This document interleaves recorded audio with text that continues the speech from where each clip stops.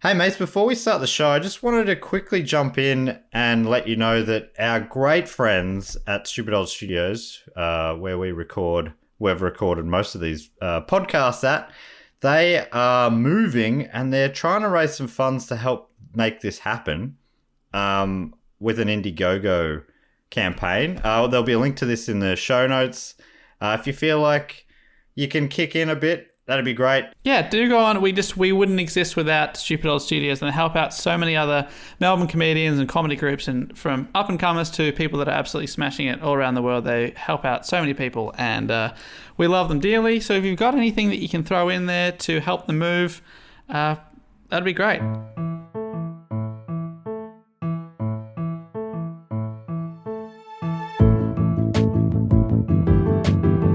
Hello and welcome to another episode of Do Go On. My name is Dave Warnicky, and as always, I'm here with Jess Perkins and Matt Stewart. Hello, Dave. Hello, Matt. Hey, Jess. Hey, Dave. Hey, great to be here with both of you, but also a very special guest is joining us this week, known here as the fourth Beatle. It is Nick Mason. Hello. Thank you, bringing the Ringo Starr energy. Just a bad attitude. I'm sick of dealing with the fans. Just leave me alone, but peace and love. But stop talking to me. Don't approach me in the street. Peace and love.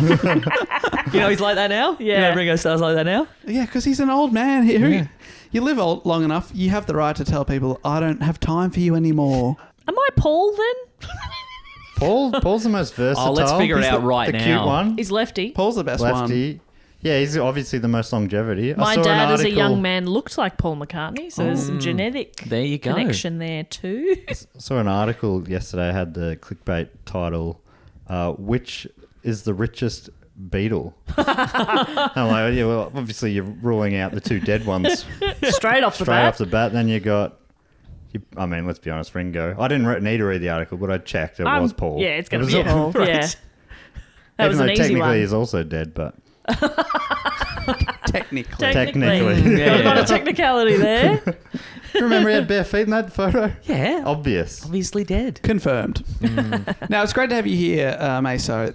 It's a wonderful time of year. Are you aware that this is block? It's the biggest and best time of year. It's the biggest topics, Yep. the most controversial takes on those topics. Yeah, wow. You guys will say anything. Yeah, we've got Yeah. some opinions. Yeah, that's right. You do your own research. Yeah. Well, we do. That's true. and then you get out here and you let everybody know. Feels Blocktober, good. aka Hot Take Tober. Yeah. That's right. Where we leave nothing to the imagination. That's right. I got my dick out. And we keep asking him not to, but he's like, nope. But it's that time of year. I know you're imagining it, and we can't have that. And then you keep saying my eyes are up here, like you're not part of the problem. Oh, okay. But your T-shirt says my dick's down here, so mixed messages, I very think. My eyes are just confusing. going up and down. up Yeah, and that's down. right. Now, so what we've And it's a done... hard rock T-shirt, so I'm always looking at it, wondering what city you got it in. So, for the uninitiated, the people that might be joining from the power of the fourth Beatle, Nick Mason, what we've done is we put a poll out. Matt put a massive poll out. 100 topics. Dave, you don't know what you're saying, mate. Dave Warnicky. So Matt Dave. put his massive poll out, and then we got people to vote for what topics they want us to talk about, and we're counting down the top 7 most requested. That's right. What are we up to? Number 4? 4. This is the fourth Beatle. Whoa, very nice. You've been involved in Block before. You did a report on the Ninja Turtles It was maybe last so year. long, that topic. Yeah. So long ago and so long. Some people are still listening to it. Boy, he's still talking about that cartoon, is he? Ooh. What have we had so far this year, Dave? We've had John Wayne Gacy, the Killer Clown. Yep. Then we had a double episode about JFK. Yep. His life and then his tragic death. Then we had the Money Pit. It's been a real variety of topics so far. Yeah, the Oak Island mystery But last week. It's back to me for another report, this block. Another great report, Matt. And the way, well, we'll see. The way we get on a topic is with a question, even though I'm pretty sure you three know what the topic is. I'll ask it anyway. Let's see who's the best actor here. What mythical underwater kingdom has been portrayed hundreds of times in pop culture, including on the Teenage Mutant Ninja Turtles, SpongeBob SquarePants, and MacGyver? Underwater kingdom. Underwater. There's an underwater now. Yes. So there's water. I'm familiar with water. Yes. So we're this above kingdom, water. this kingdom Are is we? under the sea. Yes. What's the Everything's James better Bond down where it's underwater? wetter. Thunderball. Thunderball. Is it Thunderball? I've already told the listeners Is it you know what Thunderball? it is, so let's No, And it's just... the other one. I'm It's, actually sitting right next to Matt and can see his computer. Oh, so, yeah. So it's And- computer? Computer. Matt, is it Atlantis? It is Atlantis. I was going to say that. Well, I got in first, and therefore on the tally, I get a point. It's interesting that this one has come in at number 4 on the poll because every other topic so far has had like 10 plus people suggest it. This one's only had 3 people suggest it, so I'm not even sure how it made it into the poll. Wow. It must have been due to the power of one of our Patreon supporters. But as an idea, it's very compelling. Atlantis. Yeah. I Is it real? Is it not real? It's very vague too. You know, yeah. like there's quite a Yeah. lot you could talk about. I imagine that would have been a bit of a nightmare. Oh, it was a nightmare to figure out what to talk about. So hopefully everyone's left disappointed. Do you think, by things that I've do you left think out. big fans of Atlantis have some very specific opinions about Atlantis? I would imagine. There definitely are. Yeah, I finished with a YouTube comment, so Oh, great.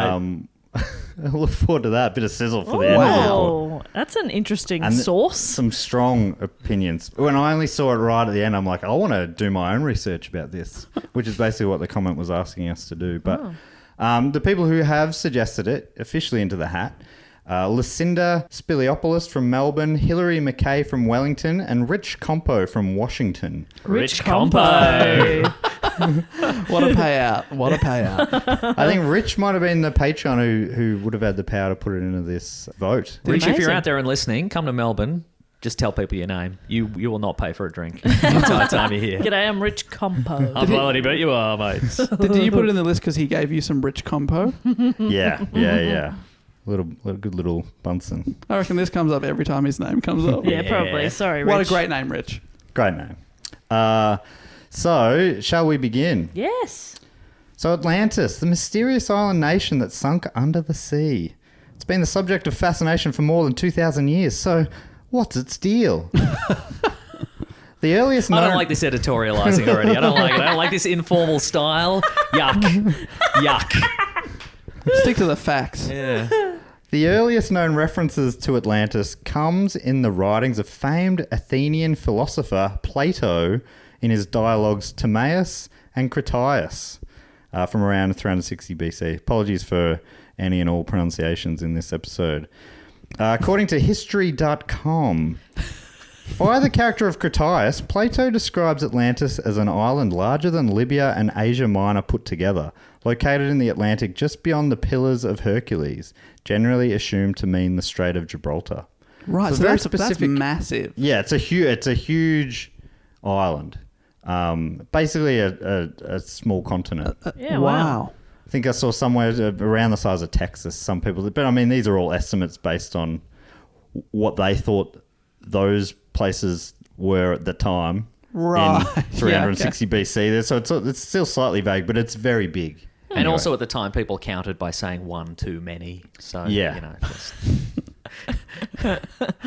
So it was like small, medium size, the size of Asia. It's the size of Asia. Yeah. It's huge. And at the time, they're like, well, that's the entire world. Yeah. So Oh. it's pretty big. It's huge. According to the text, back in those days, Earth was divided up amongst the gods.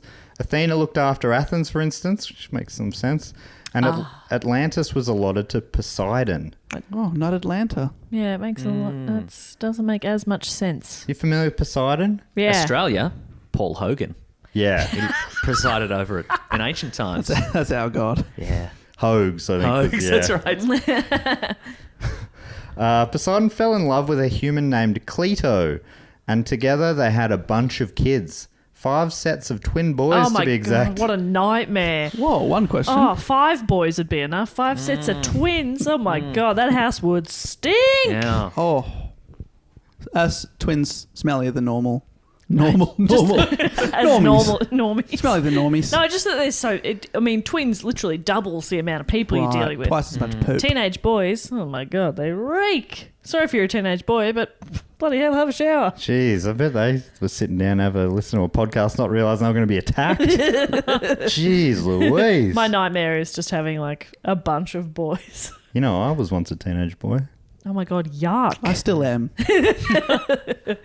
So the eldest of these boys, which doesn't make sense if they were 5 sets of twins, but anyway, I guess he was born just before his brother. He Kind of like claimed it. Steve War, Mark War style. Mark War's junior. Yeah. I was out a minute earlier, so Yeah. I'm the oldest boy. So Twins really hold on to that. get over it, Is that- twins. Can I just say, If you're listening on it right now, one earbud, Yeah. you're sharing a set of headphones. Get Yeah. over it, both Get of you. over it. Live your life. God. Yeah, I mean, No one cares. in a different world, you know, it could have been the other way around. It's just luck. Yeah. Who knows what happened there? There's a reason Dugon's never done an episode just on twins. Because who Yeah. cares? I bet you're the cares? person when you're both trying to go through a doorway, you like rush through Yeah. first. That's essentially all you've done. Well, guess from what? the womb. Nobody in that room wants to see you, so Yeah. don't bother. I tell you what, if you're a teenage boy twin, you Yeah. are weeping right now. Yeah. They didn't come here to be attacked. Well, I'm sorry, Matt. I'm just keeping it real. Oh, wow. if you're a royal twin, Yes. does the lineage go to the twin that comes out like possibly seconds or if not minutes before the next? Or is it double kings? Is it a double king Oh, situation? yes. Yeah. Is that what a rat king is? Have there been royal twins? Like surely at some point, right? That's a pretty I can't good think poker of any hand. royal twins. Yeah. What about... Prince William and Prince Harry. Yeah. Yeah. How do we miss that famous example? That's right. There it is. Yeah. What about Jedward? Jed. Jed and Wood. I don't really know much about what that is, but No They seem to idea. have a royal vibe, though, don't Yeah. they? They wear fancy outfits. I think are they the Kings of Ireland? Yes. Or Eurovision, something like that. That's right. Same thing. I don't know. That doesn't make any sense. So anyway, the eldest was Not everything can be gold during That's Blocktober. true. You just know? throw stuff out, Just throw see that what stuff in. sticks. That's right. See if this joke's al dente. I'd love. Maybe we get a. Are you rebranding Jess as some sort of ethnic comedian? No, Is you that know what's- how you throw spaghetti at the wall, and if it sticks, it's al dente. Yeah, it's not. It's kind of ruined as a meal, though, isn't it? You just throw the whole thing. You throw the whole thing. Let me just see. It was if cooked perfectly, but unfortunately, no one would pasta's enjoy ready. it. Now let me test the sauce. I tried it with a mud cake and it does not work. Now all 5 sets of twins get to lick in that wall. Be grateful for what you get, kids. Go on, kids, get licking. Licking spaghetti off a wall. That's living. Sorry, the oldest twin. Was Atlas. This isn't the same Atlas who holds up the heavens and the sky. Okay. The one that maybe the map book's named after. In the Plato text, Atlantis was named in his honor. Atlantis Nessos translates to Atlas's island. In this text, he also says that the Atlantic Ocean and stuff, all of that was named after this Atlas, but it seems like it's actually named after the holding up the heavens. Yeah, this Atlas. sounds like a conversation Plato had with somebody and he's just winging it. They're like, oh, so the Atlantic Ocean also named after Atlas? Oh, yeah? Yep. Yeah. Yeah, you know Well, it. Yeah, I'm Plato. I know everything. Because that's the writing is. It's a dialogue. He's got like four or five characters in it. That's how it goes. It's just a conversation that's been And then written down. I said, yeah, the Atlantic Ocean is named after Atlas. And then everyone clapped. It's a true story. And then they said, "You're a hero, and I love Yeah. you." And I said, "Thank you." Well, Plato's dialogue's the original podcast. Yeah, I think so. Yeah, just Wow. spinning his wheels, and people care now. A lot of blagging. Yeah. Yeah, definitely. Yeah. Don't no, forget it's to all like and named after him. subscribe to these stone tablets. Atlas inherited the Atlantean kingdom before passing it on to his firstborn son, who passed it on to his firstborn son, who passed it on to his firstborn son, and so on for many generations. Plato, via Critias, the dialogue guy, then talks about how virtuous the Atlanteans were, as they were direct descendants of a god, saying, quote, "For many generations, as long as the divine nature lasted in them," I should say this has been translated. Plato didn't say it in English. For many generations, as long as the divine nature lasted in them, they were obedient to the laws and well affectioned towards the god, whose seed they were. For they possess true and in every way great spirits, uniting gentleness with wisdom in the various chances of life and in their intercourse with one another. Oh no! So they're inbreeding. I don't know if intercourse means boning there, but I'd like to think it does. Wait, what? No. I'd like to think. This is a paragraph. I didn't take any of this in. I've read it multiple times, but Yeah, it's basically saying, you know, when they had the godliness in them, they were real good people. They just passed it down one generation to another. But Yeah. they were diluting it with every generation because it Right. was, you know, it was a half god married a full human. So the next generation, it's a quarter god and Oh, no. you know what I mean? Yeah, and then you get people, you know, a few generations down the line being like, yeah, I'm actually 1/16. Yeah, like Matt, Greek 1/16 god, Swiss you Italian. know? Yeah. That's right. Yeah, yeah. Yeah. I'm 1/16. I can throw pasta up against the wall. It's cool. Yeah. Don't worry about it. My penne is molto bene. And I can say that. Talking about your pasta?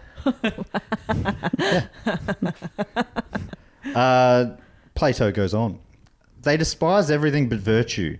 Jeez, I'm seeing a lot of myself in the Atlanteans. Caring little for their present state of life and thinking lightly of the possession of gold and other property, which seemed only to burden them.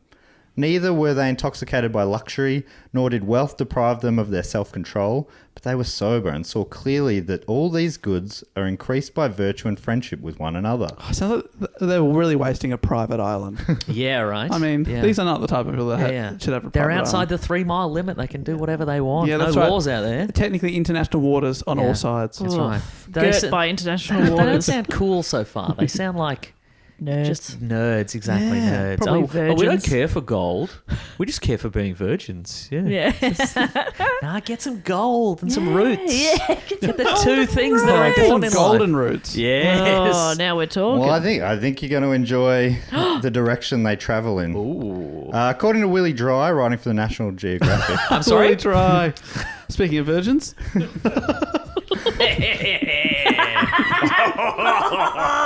I feel like I should have seen that one coming. Willie Dry. he didn't. What do you mean by that? I'll do go on. So according to Willie Dry, William Dry. he knows what he's doing. I think he'd go Yeah, by yeah, William yeah. otherwise, or Billy. Yeah. Yeah, we know what you're up to, Willie. But then maybe he knows people would reverse engineer it. They'd be like Bill Dry, or like Willie Dry. Dry. So he's just claiming it. Yeah, he's Yeah. clear. Yeah, Own it. yeah. Yep. You own it. Yeah. I respect that. Anyway, according to him, Damp dick, that's me. That's what they call me. yeah, the ironic Aussie nickname would be Wet Balls or something. something classic like that. Yeah. So anyway, according to him, Plato wrote... People, there's no way for people to know this, but there is an Australian cricketing legend currently in the building. We should go downstairs and ask him how he feels about wet balls as a Yeah. nickname. You ever heard that Do you one? rate that? You rate wet balls? Anyway, Willie Dry wrote that Plato wrote that the founders of Atlantis created a utopian civilization and became a great naval power.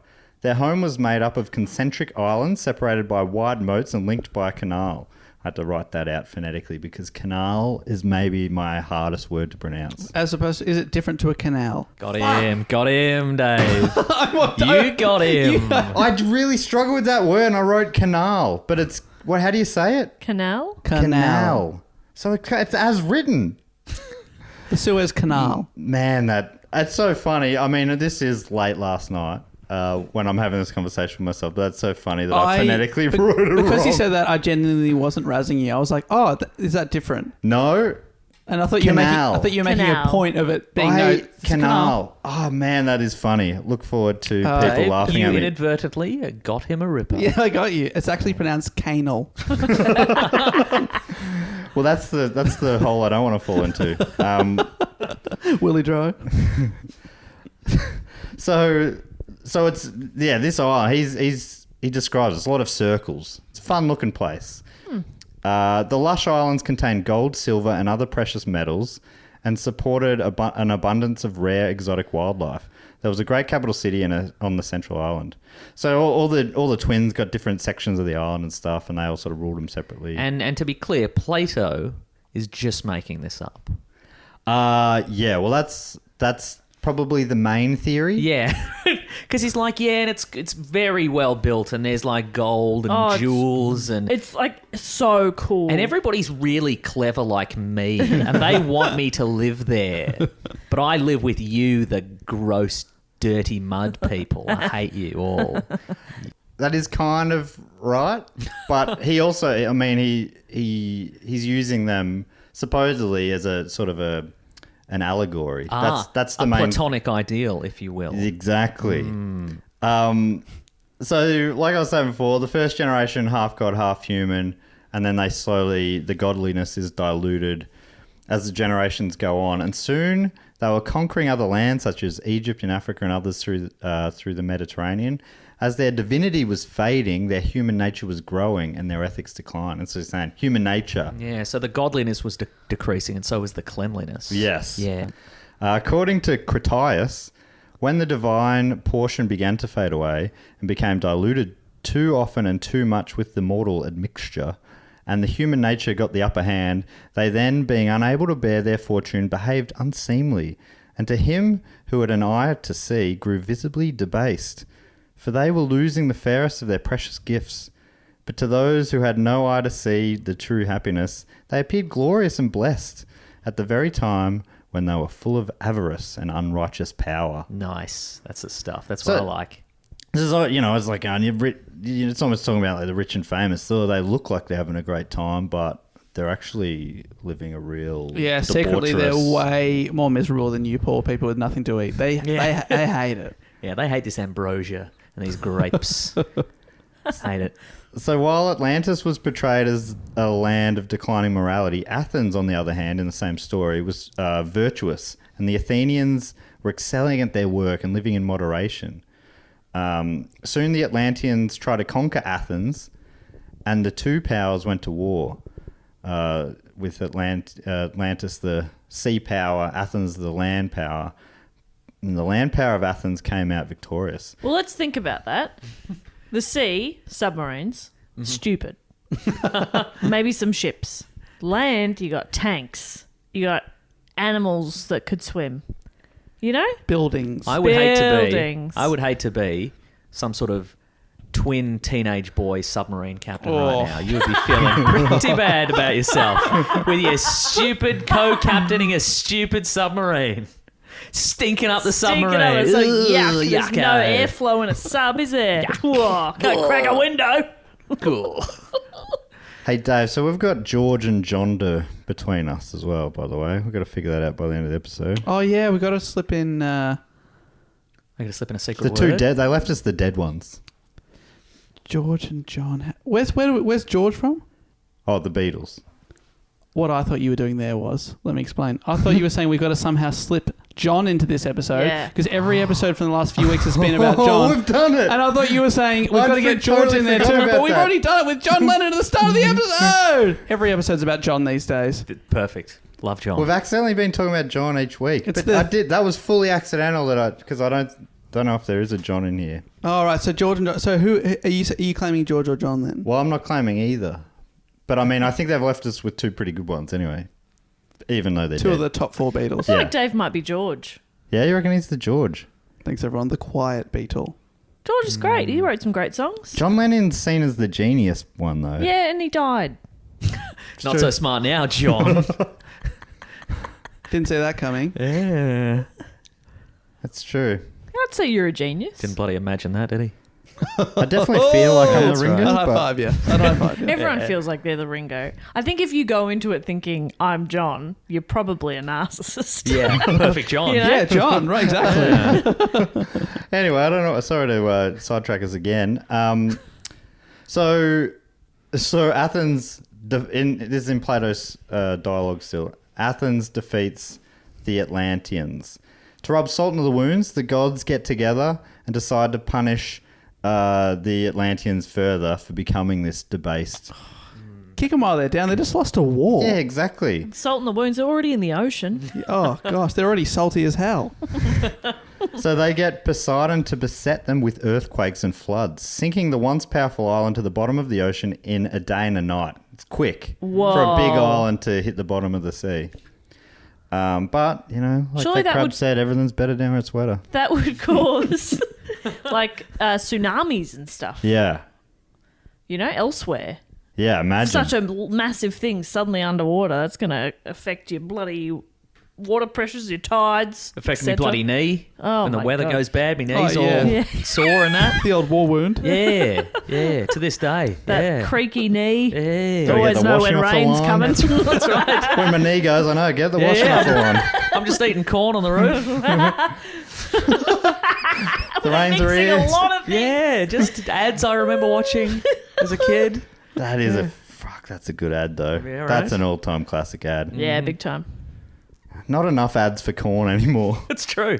What Just is it? corn. The corn It's industry's because sleeping on it. That ad did so well, they don't need to Yeah. advertise corn anymore. Yeah, We yeah. all love Yeah, corn. they We're all clocked sold it. out of corn. That's a supermarket. We're sold out of There's a corn. shortage We of can't keep corn. it in stock. 'Cause that ad. Stop doing Marge. amazing ads. For Rainsbury. corn. Just forget about the corn ad, all right? We're sick of it. That's all I ever think about. Yeah, this was actually the reason we started doing Do Go On was to distract us from thinking about corn all the time. It was working until you got here. Sorry. I ringoed it. He's always talking about corn. So it goes down in a day and a night. This all happens sometime around 9600 BC. Hard day's night. Oh, definitely. Sometimes I've been just talking. That was a real hard day's night for the Atlanteans, tell you that. So, yeah, would you say 9600 BC or 9600 BC? Whatever.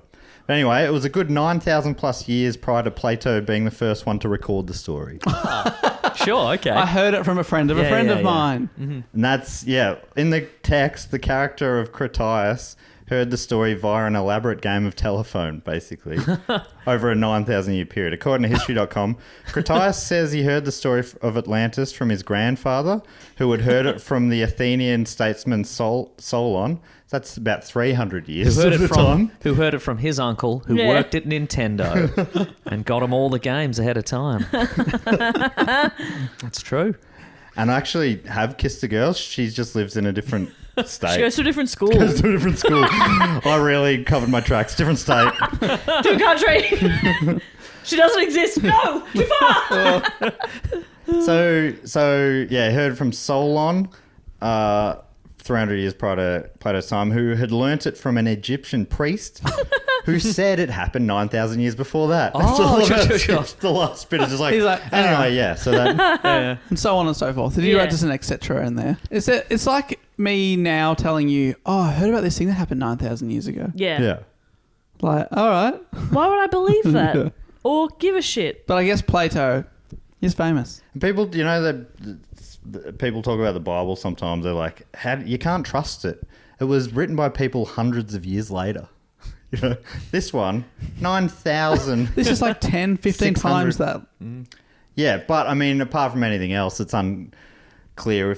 Some people think Plato believed it to be a true story, but a lot of people think he only meant it as an allegory. But anyway, I'll talk about that a bit later. I believe it, actually. Just want to go on the record. Well, like a lot That's of very people brave do. of you, Dave. A lot of people do, and I reckon they'll be listening to this on our YouTube channel.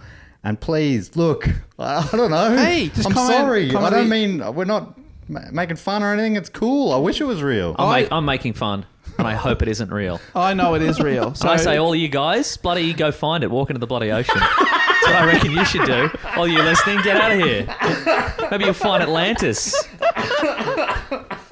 You like Atlantis that much? Go find Yeah, it. that's right. actually, I'm commenting from Atlantis right now. The Wi-Fi is great. Yeah. So good. That got really that real advanced. good. Did you like Meso telling people to walk into Well, the ocean? yes, I did. It's very I don't good. do it a lot, but I think some Hey, people. you sometimes know. it's fitting. Yeah. Yeah. Yeah. So it seems like the most likely explanation for the story is that it's an allegory. Plato invented the idea of Atlantis and a fictionalized earlier version of Athens to warn his contemporaries of the dangers of hubris, decadence, and greed. Basically, it's a warning, don't be like the Atlanteans or society will crumble or something like that. Yeah, okay. right. Whether it was purely a work of fiction, though, is still debated to this very day. Oh. History. We got to put it to bed by the end of this episode. We're gonna, one way or the other, we're going to decide. We'll put it to a vote. Yeah. A majority rules scenario. So History.com writes, whether or not Plato believed his own story, his intent in telling it seems to have been to boost his ideas of an ideal society, using stories of ancient victory and calamity to call to mind more recent events, such as the Trojan War or Athens' disastrous invasion of Sicily in 413 BC. The historical authenticity of Plato's tale was controversial in ancient times. His follower Crantor is said to have believed it. Crantor. Crantor. Yeah, I bet you Crantor would believe anything Crantor. While Strabo, writing a few centuries later, records Aristotle's joke about Plato's ability to conjure nations out of thin air and then destroy them. Are you going to do the joke? You going to do the joke? Or that Do you have the joke? Oh, that is the joke. I think it's just a little bit of a more of a like a waggy kind of. Oh, okay, right. Yeah, classic Okay. Plato. It wasn't like you hear about this Plato. You hear about this? It wasn't you knock see knock. this? You guys heard about this? You read about this? Guys, if you don't find it funny, then you obviously just don't get it, because I do. Yeah. You You heard about don't this get me. Crator? Credulous Crator, this guy. So he's believing everything. I'd like to think that's how it was. Aristotle's comedy festival show was called Aristotle. Aristotle was a student of Plato. Crantor was a student of Plato named Xenocrates. So I don't know. I know a lot of these Guys, names. sign up to xenocrates.com and put in do go on. You'll get 15% off your Xenocrate. And then is Socrates fits in there as well somewhere? Oh, Yeah, I I think think he Socrates. taught Plato, who taught. Is that Yeah, right? yeah, I think- Or the other way around. And then the bottom one was the teacher of Alexander the Great. Oh, pretty cool. Okay. So, like, you have three of these really famous names teaching cool. this other extremely famous name. yeah, it's amazing. I think about that sometimes, like how people worry about their legacies and stuff. Now it's like maybe one or two people from our whole like centuries that were around will be remembered in 100, 200, 400, whatever years. But Shane that Warne. period, Adele. there's a bunch Adele of and people Shane Warne. in the same room that are still talked about now. You know what I mean? Yeah. Pretty wild. Yeah, sorry, Adele. Sorry, I got that Obviously. on delay. Adele. She's our one. And Shane Warne. And Shane Warne. Shane Warne and Adele. Warnie, yeah. Look, I'd put Merv in the conversation. Oh, don't be In the ridiculous. Don't be bloody ridiculous. Of course he's in the conversation. Yeah, the same thing happens here. Everyone in the building today, we're the ones who are remembered. Talking about Oh, nice. Us four, Merv, Yeah. Evan. Evan Munro-Smith. Yeah. when that volcano erupts underneath Stupid Old Studios and we get turned into Yeah. carbon, Yeah. people will remember us. They'll say, were they mid-pod? Yeah. That's cool. Yeah. It's like a modern version of a dialogue. I guess that is true. Here's something that I think one of those things that I realised and was like, oh, obviously once I realised it. But platonic, platonic love, that's named after Plato. According to Merriam-Webster, this sense alludes to Plato's belief that love between people could be so strong as to transcend physical attachments. Sounds like an absolute virgin point of view, but that's Plato for you. But yeah, I don't know why I didn't connect those two things. But yeah, platonic can mean two things. It either is platonic love or being about Plato. Plato's version of the story is only the beginning. We're not wrapping this up anytime soon. Afraid not. So the mythology of Atlantis has been reinterpreted, embellished, and reimagined over the following 2,000 odd years. According to History.com, in the first centuries of the Christian era, Aristotle was taken at his word and Atlantis was little discussed. Aristotle's word being it was just an allegory. You don't have to think about it. You don't have to search for this place. It's not real. It's just a story. But then in 1627, obviously a bit of time passes there, the English philosopher and scientist Francis Bacon, who you talked about last week, Yeah. Bopper, Ooh, crossover episode. he published a utopian novel titled The New Atlantis, depicting, like Plato before him, a politically and scientifically advanced society on a previously unknown oceanic island. So it's a different story, but it was basically an updated version in some ways. According to Simon and Schuster, in this work, Bacon portrayed a vision of the future of human discovery and knowledge, expressing his aspirations and ideals for humankind. The novel depicts the creation of a utopian land where generosity and enlightenment, dignity and splendour, piety and public spirit are the commonly held qualities of the inhabitants of Bensalem. That's his version of Atlantis. Didn't really catch on, did it? No. Nobody's being like, yeah, Aquaman, he lives in Bensalem. Yeah, I've got this cool Bensalem tattoo. Yeah, Utopia is one that another guy came up with. That one caught on. Atlantis. Because of the ABC show. But then Bensalem. In this book, Bensalem is a mythical island accidentally discovered by the crew of a European ship on the Pacific Ocean somewhere west of Peru. Bacon's book was incomplete and published posthumously. A few decades later, in 1679, Swedish scientist Olaus Rudbeck published a 4-volume work titled Atland eller Mannheim. In the book, he contended that Atlantis was real. He also set out to prove that Sweden was the original site of Atlantis, which I don't know how he got around it being not underwater, but and that Swedish was the original language that Adam spoke in the Garden of Eden, and that all human languages evolved from it. Is he Swedish, this guy? Yeah. He was Swedish, yeah. Right, really trying to put them on the map. Yeah, see, yeah. a bit of bias here, I reckon, you know. Yeah. Well, according to History.com, though considered authoritative in his homeland, few outside of Sweden found Rudbeck's arguments convincing. Right, but the Swedes were like, we're really important in the history of the world. Yeah. Yes, we are. Yes. And correct. we just call them meatballs where we're from. We're pretty central, I'll tell you what. And yeah, And that is- that Muppet is just a chef. Yeah, it's regular chef, we call him. Everyday chef man. We love him. Every other character is called non-Swedish. Non-Swedish Kermits. I know. Oh, the non-Swedish count. Back again. that is kind of human nature, right? Has been forever that we assume first off that we're the center of everything, and then have to be. Well, from where I'm Figure sitting, out I am what- the centre. so- Yeah. I don't know if Australians would ever claim Atlantis, though. Like, we this used to be Atlantis, and then... We can be bold, but we're not that bold. Yeah. I think we tend to be excited if there's any indication of an Australian in history. You know, An Australian in history. We got Hogs, but then the list goes dry. Who It else goes is really there? dry. Yeah, anytime a story of ours, like somebody visits Australia or something, we're like, oh my god, Charles exciting. Darwin? Did Charles Darwin go to Maryborough? Was it Darwin?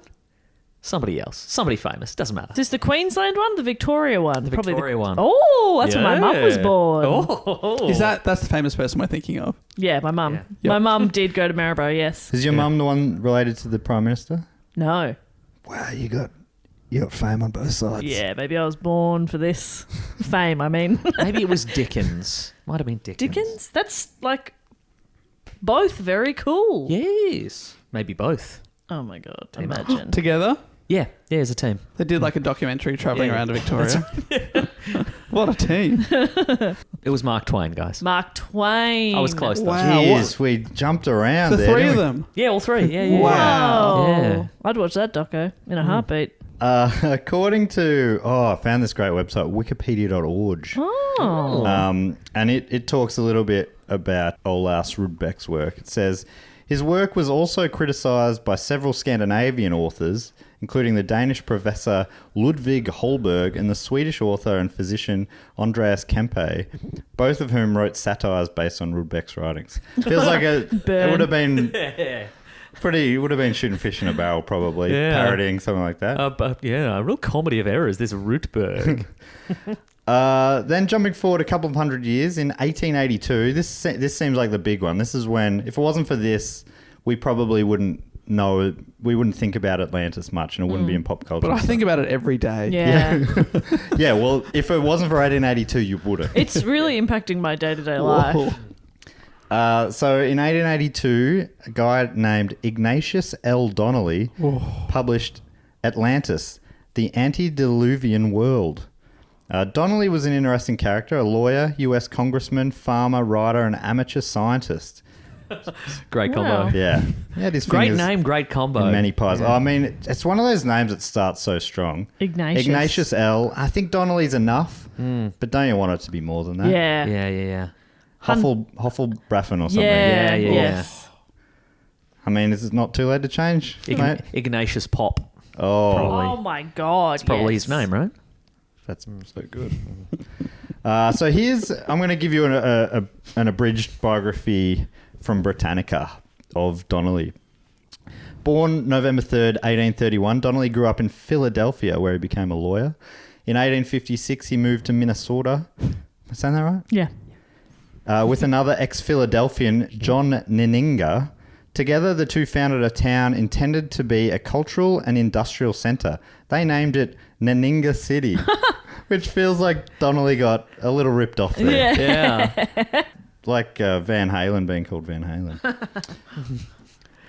Supposedly that was David Lee Roth's idea, but Supposedly, yeah, they would say that, wouldn't he? it had no relation to Eddie. Yeah. They just had a random name generator. It came up. They went, And then "All they right." had to hire a Van Halen after that. And they were Yeah. like, oh, geez, what do we do now? And they accidentally got two of them. They're like, well, this will work. So while they're in Neninga City, catchy name. And that's why we all know it still. Yeah. It's a, But I love the idea of, like, when was the last time you could just found a city? yeah. That's awesome. I like this. I like what they did to attract people to the city. While there, they edited the Erudite Immigrant Aid Journal, published in both English and German, to attract settlers. Yeah, I go, well, this magazine, and it's just talking up this town. So far, only two of us, but it's got a great vibe. Yeah. Look, if you come and settle in the town, you can read the magazine. So, And this, No. You'll pretty get good. it straight away. yeah. And the readership is 2. Yeah. Well, I double check my writing and I pass it on to old mate Neninga. The scheme was successful at first, but a financial panic in 1857 caused abandonment of the town, leaving Donnelly as its only resident. Oh, that's so Even sad. Neninga left. Oh, no. Did he rename it? Surely. Sounds like low self-esteem, this guy. Yeah. You're not going to name it Donnelly World or something? You know? He entered politics, became an The early... Ignatian. Oh, my God. Oh. I feel like his life probably would have been different if he'd thought of that. Yeah, right? Ignatian. That's so so good. good. Ignatian Pop. Yes. Ignatian. That's a radio station as well. Ignatian Ignite, 94.2. nation. We are all Ignatian. So he entered politics, became an early supporter of the Republican Party, and served as lieutenant governor of Minnesota and as a U.S. congressman from 1863 to 1869.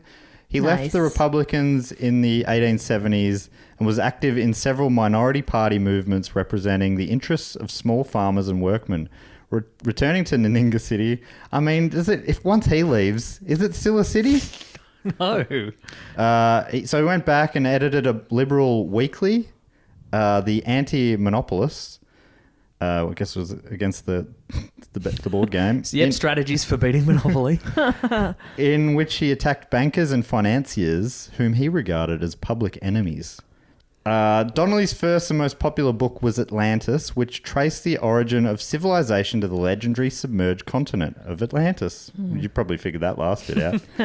I'll talk more about that soon. In his books The Great Cryptogram and The Cipher in the Plays, and on the tombstone, he attempted to prove that our man Francis Bacon was the author of the plays attributed to Shakespeare by deciphering a code he discovered in Shakespeare's works. This is something that Bob touched on last week, Big time amazingly. crossover. And also, this guy did a lot of stuff. Yeah. I'm exhausted just thinking about it. He Yeah. became a lawyer. That's enough. Yeah. Then found a town, then write some books, and then discredit Shakespeare. And this is back when Becomes a politician? Yeah. this is back when you didn't live that long. That's true. You know, like 40 was a good innings. He outlived 40. He joined an exclusive club, what I'll talk about soon. The 41 The, Club. the 27 club. Tommy. Wow. So he's deciphering also, once he got deciphering, he couldn't stop. Yeah, once you get into it. His deciphering also led him to ascribe the plays of Christopher Marlowe and the essays of Michael de Montaigne also to Bacon. All his deciphering led back to Bacon. Wow. Maybe he just wanted to do all this stuff so he could do half the stuff that he thought Bacon did. Yeah. Donnelly also wrote a utopian novel called Caesar's Column, which predicted such developments as radio, television, and poison gas. Wow. Did he later discover that Bacon also wrote that? Yeah. Oh, I can't God. believe it. The, Bacon the, works final through word, me. the final words of the book are written by Francis Bacon. Oh, fuck! I'm such a fraud. But he's making predictions. That's pretty amazing. And then he has a montage play in his head where he looks back at all the clues that he was Bacon all Hang on along. a second. See, I think it was probably easier to make predictions back then, though, because everything wasn't already invented. Right, you just scattergun. Yeah. Say about 1,000 Yeah, ideas. yeah. Like, Yeah, a machine that you hear people's voices on. easy, done it. We A did predicted it. radio. Yeah. You'd be a god in this time, man. You don't have just to already invent did it. Yeah. You just have to predict it. It's kind of like the Apple guy. Yeah, little device has all your music on it, that sort of stuff. What's his name? Apple guy. Gary Apple. Yeah, Gary Apple. Gary Applet. Joe, what's his name? Joe Biden. Steve Jobs. Steve Jobs. Tested by God. Steve Jobs. In this book, he portrays the United States in 1988 ruled by a ruthless financial oligarchy and peopled by an abject working class. And they're wearing hypercolor t-shirts. It's the 80s. I don't know. He predicted that. Yeah. He predicted those t-shirts. Yeah, is that hypercolor where you Yeah, touch it and your it changes hand print will be colour. on it? Yeah. These two would know. They weren't around in the 90s and the 80s. You would have loved it. Oh, Yeah, man. you would've loved it. What a time. You touch your shirt and you can see your handprint. Yeah. Then And it would does it stay go? on and then it would fade away. We live through the future. Now we're somehow back in the past. Wow, society's crumbled. It's kind of like Atlantis. You know, really advanced society. That was the 80s. That's right, yeah. And somehow Yeah. we went backwards from there. So this book enhanced Donnelly's reputation with the Populist Party, which represented the discontented farmers of the West and which he helped found in 1892.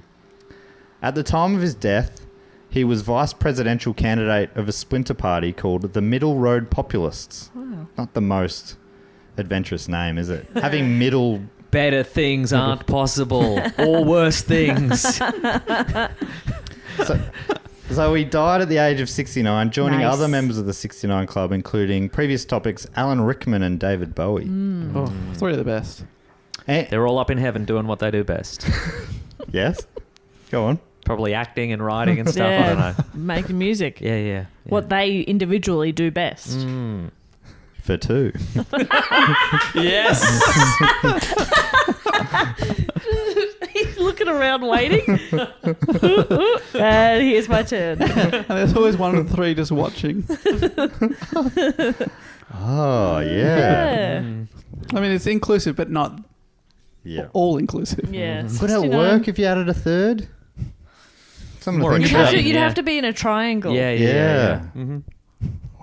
Oh, triangle, the sexiest shape. Agreed. Those teenage boys are all of a sudden enjoying the episode again. Oh, I'm back. So anyway, let's go back to his first book, Atlantis, the Antediluvian World. Antediluvian, is that old? Does that mean old? An old thing? Antediluvian, I've written it down somewhere, but it's like a certain period before the Great Floods. Oh, You know, okay, in the right, right. Bible, it's the time, Garden Yeah, of okay, Eden and right, all right, those yeah, times. yeah. But Okay. by All the being, way up to Noah. by being anti, is that saying that didn't exist? No, that's what antediluvian Oh, sorry. world means. I thought the word diluvian meant that. Gotcha. So antediluvian. So in the book, Donnelly suggested Atlantis was an advanced civilization whose immigrants went on to populate much of ancient Europe, Africa, and the Americas. So he took Plato's stuff and he sort of supercharged it a bit. Reboot, remake. With stuff that he, figured out from research, doing his own research. yeah, doing and sort of research, stuff. yeah, girl. So how was he like researching Shakespeare's plays from America? Oh, Internet? Getting the texts and... Nice. Mate of a mate told him some stuff. Yeah. That chain's still going. That telephone's still going. Just it's been going for thousands of years. Shakespeare was written 9,000 years ago by Francis Bacon. Okay. yeah. All right. So he's saying that the Atlanteans, they didn't just go onto the sea before they did. They were the birthplace of civilization and spread it through the world kind of thing. He also posited that their heroes inspired Greek, Hindu, and Scandinavian mythology. So they were the beginning. All the famous things, they all are traced back to Atlantis. So in the book, he attempts to prove the following 13 hypotheses. Let me read them to you. Okay, great. Number 1. There once existed in the Atlantic Ocean, this is a pretty obvious one. There once was a man from Nantucket. Theorem number 1. It's all dirty limericks. So there once existed in the Atlantic Ocean opposite the Mediterranean Sea a large island which was the remnant of an Atlantic continent and known to the ancients as Atlantis. Number 2, that the description of this island given by Plato is not fable as has long been supposed, but veritable history. I think taking out the god stuff, but the rest is just true. 3, that Atlantis was the region where man first rose from barbarians to become civilized. 4, that it became in the course of ages a populous and mighty nation from whose immigrants populated civilized nations on the shores of the Gulf of Mexico, the Mississippi River, the Amazon River, the Pacific coast of South America, the Mediterranean, and the west coast of Europe and Africa as well, the Baltic, the Black Sea, and the Caspian. Pretty much all the water and Naninga City or whatever it was called. Yes, Naninga. Don't forget Naninga. 5, that it was the true antediluvian world, which is what I was talking about before. It means the time before the Great Flood in the Bible, where early mankind dwelt for ages in peace and happiness. You know, the Garden of Eden and all that. That was all in Atlantis. 6, that the gods and goddesses of ancient Greeks, the Phoenicians, the Hindus, and the Scandinavians were simply the kings, queens, and heroes of Atlantis, and the acts attributed to them in mythology are confused recollections of real historical events. So everything, you know, like all the Scandinavian, you know, Thor and all that stuff, I guess, they were real kings of Atlantis. And it's just got muddled up in history. 7, Those historians, they don't know what they're doing. Making records and stuff. What are they like? Stupid. They're stupid. 7, that the mythology of Egypt and Peru represented the original religion of Atlantis, which was sun worship. 8, that the oldest colony formed by Atlantis was probably Egypt, whose civilization was a reproduction of that Atlantic island. So Egypt didn't come up with that stuff. There's some Atlanteans went there and did all that. 9, that the implements of the Bronze Age of Europe were derived from Atlantis. The Atlanteans were also the first manufacturers of iron. Basically everything that's ever happened can be traced back to Atlantis. Yeah, he's really gone with. You think all history's been discovered, but I actually discovered some history before that history. So Yeah. I'm actually the top guy here. 10, that the Phoenician alphabet, parent of all the European alphabets, was derived from an Atlantis alphabet. Oh, of course. Oh, Should have really? known. Which was also conveyed by them from Atlantis to the Mayans of Central America. We call it the wet alphabet. How wet it is. 11, that Atlantis was the original seat of the Aryan or Indo-European family of nations, as well as the Semitic peoples, and possibly also the Turanian races. So everyone? Yeah, Almost everyone? Feels like the theory is Atlantis did it first. Yeah. Yeah. It feels like it's sort of, like modern historians are like everything started in Africa and then moved out. So it's kind of like if he'd guessed better. I'm assuming this guy guessed. Yeah. But if he'd gone Africa, Yeah. we'd be like, this guy was onto something. Yeah. 12, that Atlantis perished in a terrible convulsion of nature in which the whole island sunk into the ocean with nearly all its inhabitants. And finally, 13, that a few persons escaped on ships and on rafts and carried to the nations east and west the tidings of the appalling catastrophe which has survived to our own time in the flood and deluge legends of the different nations of the old and new worlds. So, the most famous example of the flood legend probably is maybe the Noah one in the Bible. Builds the ark. Yeah. Animals come marching 2 by 2. But he was getting out of Atlantis. Yes. Yeah. Well, right, this is just that's just the telephone over the years. Yeah. The story got confused and it ended up being Noah, but it was actually an Atlantis That's right. thing. But Wet there's also Noah. apparently this is like most cultures have some version of this flood legend. There's examples in Norse, Greek, Hindu, Chinese mythologies.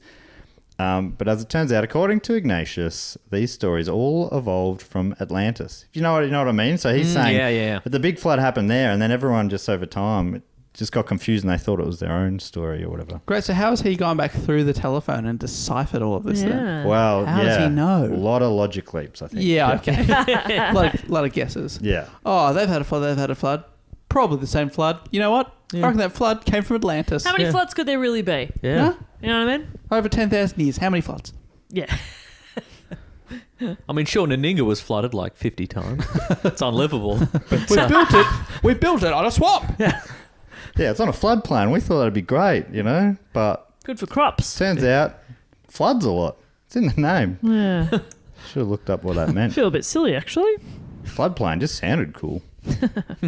Donnelly's book is said to have inspired many other works, including those by James Churchward on the lost continent of Mu, which is a whole other story but has similarities to Atlantis. It's in a different area, but it was another island that went underwater. Quicker to say. Yeah, But then you have to say it another couple of times because you're like, is that right? Yeah. Mew. Yeah. Mew. And by that point, you may as well have said Atlantis. Mew. Mew. Mew. Meow. According to Benito Sereno, writing for Grunge.com, after Donnelly's book, Atlantis... Nirvana. Atlantis. That's where Nirvana came from. Not everybody is from Atlantis, but everybody who lived in Atlantis, they started a band. Yeah. Yeah. And a really good one. Yeah. After, Quick, think of a wet band. I can't think of any. It's a Wet leg. Yeah, Wet. There we Wet's a good go. one. Yeah, they're from Atlantis. Yeah, nice. The Water Boys, is that a thing? The Yeah. Water Boys. Probably. Can't rule it out. Impossible to rule it out. There's a band from the Isle of Wight called Wet Leg. Yeah, great. Terrific. So there's that. Yeah. Pearl Jam. Yes. Yes. Okay. Yes. Yes. Coldplay. Water Yep. is cold. Yeah. Sometimes. The Unless it's hot water. Beatles. The Beatles. The Beatles. Did I say the Water Boys yet? Yeah, you sure did. You nailed it. People absolutely scream at their iPods. You didn't... Stop doing a podcast and screaming. Just stop. Please. I Oh, do you can't mean more turn it off. specifically? So after Donnelly's book, Atlantis was everywhere in popular culture and the arts. It didn't hurt that around this time, science fiction was starting to take off as a genre. So you have Captain Nemo finding the sunken continent in 20,000 Leagues Under the Sea. Dave, That is a previous book cheat topic. episode 8 maybe? Really? Who was on it? Do you know who was on it? Beck, Petratus, and someone else. Was it Meso? Well, Mesa would remember Meso, do that. you remember, were you on the 20,000 Leagues Under the Sea episode of Book Cheat? Can confirm no. Okay, that is the spin-off podcast where I tell you about the plot of a classic book. And yes, they do take the Nautilus with Captain Nemo and Professor Aronnax. They do go to Atlantis and they meet someone from there. Folks, if we could seamlessly add this into a 30 seconds ago, the Beach Boys. Oh, yes. Oh, I was also thinking the Cruel Wave. Sea. Cruel Sea's Two good. fit to Waves, these. yes. Waves. Best Coast. Best Coast. Or for Coast. Atlantis. Geez, these are all the things people were yelling at their iPods. Yeah, they were sure. Oh, the Water Boys. Yeah, there we go. Right. But yeah, I'd totally forgotten about 20,000 Leagues Under the Sea and the fact they actually go to Atlantis. Yes, and it's just they stop by on the way through. sort Yeah, of so thing. it's like an advanced futuristic submarine that can go basically anywhere. Oh, Yellow Submarine. You'll get Beautiful. emails. You'll get emails if I didn't say that. And you're right. It is like a small, because they go to all these different places. And one of them is like, oh yeah, just stop by Atlantis and meet some people. Octopus's Garden. This is just going to be a common thing. It's just going to keep coming up and just keep going. Billy Ocean. Oh, yes. Frank Ocean. Oh. That's it for Oceans. Yeah. Danny Ocean, obviously, but that's a film. Oceans 11, 12, 13, Oceans 8. Sweatshop Boys. Is that a thing? Yep, sure is. Sweat is wet. Yep. Sweat is wet. Yeah. You heard it here first, people. That's Dugo One stands behind that. Sweat Is wet. It's on the t-shirts. New merch. Haven't Sweat had is a wet. hashtag in a while. Hashtag sweat is wet. That is wet. I love, we've named like 20 now and still people will be saying, Yeah. why didn't you say this one? Yeah. Sorry, everyone. On purpose is the reason. We Yeah. did. We knew Yeah. it and we didn't do There's it. that being one clever. we all know. Yeah, the one you're thinking of is shit. Nice try, Yeah. dickhead. That's right. No, we want to know. Let us know. All those twin boys living Yeah. in a submarine. God, that we've been harsh Thinking to the of Twin band Boys names. today. Yeah. So, Dave, is it? I haven't read that book, and I don't think I've listened to that episode because I can't stand Pete Jones on podcasts. He's the other guest. hey. Yeah, that'll do it. Yeah. Can't stand him, can't listen to his voice. Just grates on Awful me. man, awful stand-up, awful newsletter. Yes. All bad. Well, I personally really like him, so Oh. Jeez. really, really at odds with your opinions of him. Yeah, but, well, on the record it is, but we've all heard what you said off pod. yeah, I'm in love with him. I really liked him until you convinced me otherwise. Yeah, but so did they go into much detail about Atlantis? Were there people living under there? Because that's something that slowly evolved. Obviously, Plato didn't say that when they went under the sea as punishment that they all survived and kept this cool world where they played octopus drums and stuff. I remember they get out of the submarine and put on these suits because it is underwater. Yeah. And they're maybe they talk. They get out and then put on the suits. Yeah. Yeah, really. And then there's water inside the suit. They're like, this is fucked. But yeah, I can't remember too much. And there's definitely an active volcano down there. But for more, listen to the book cheat because I can't remember much. We'll get it. Sereno continues on pop culture uses of Atlantis, listing lesser-known works like C.J. Cutcliffe Hines' The Lost Continent, the story of Atlantis from 1899. There's also the 1919 French novel Atlantida by Pierre Benoit, or Benoit. They probably say Benoit. It's probably Benoit. Proposed the twist that Atlantis is actually in the middle of the Sahara. Now that's a good twist. Yeah, that's a good twist. You wouldn't see that coming. Also, the plot of Aquaman, some of it. The movie Aquaman, right. I'm gonna ask you a bit about this soon because Aquaman. Because that's all the information I had. Okay, well, can you save it? Yeah, are you able to repeat that later? Yeah. Can you shut up for a sec? Yeah. No, can you actually do it though? Yeah. You're doing it wrong. Look at him trying. Oh no. He's trying to shut the fuck up. Thanks for coming on our podcast. Now shut up.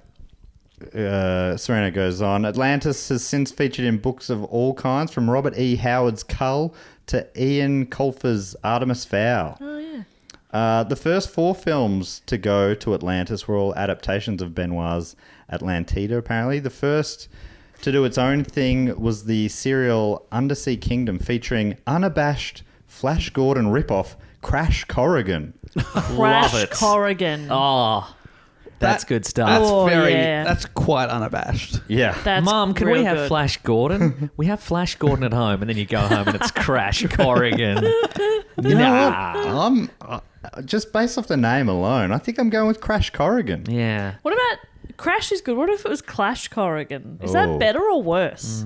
What about Splash Corrigan? Ooh. Oh, is that a band? Yeah. It's my band. You guys want in? No. Okay, good.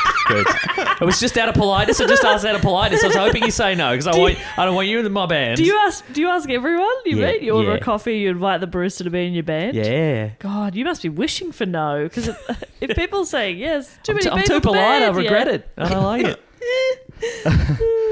So, still with Sereno here, says, since then, dozens of movies, I reckon it's hundreds, but he says dozens of movies have seen characters visit Atlantis, including Disney's 2001 feature Atlantis, The Lost Empire. That's probably... Which I've never seen. But he notes that Lost Empire has production designed by Hellboy creator Mike Mignola. Oh. I left that in because I thought Mason might find that interesting. Is it? He created Hellboy.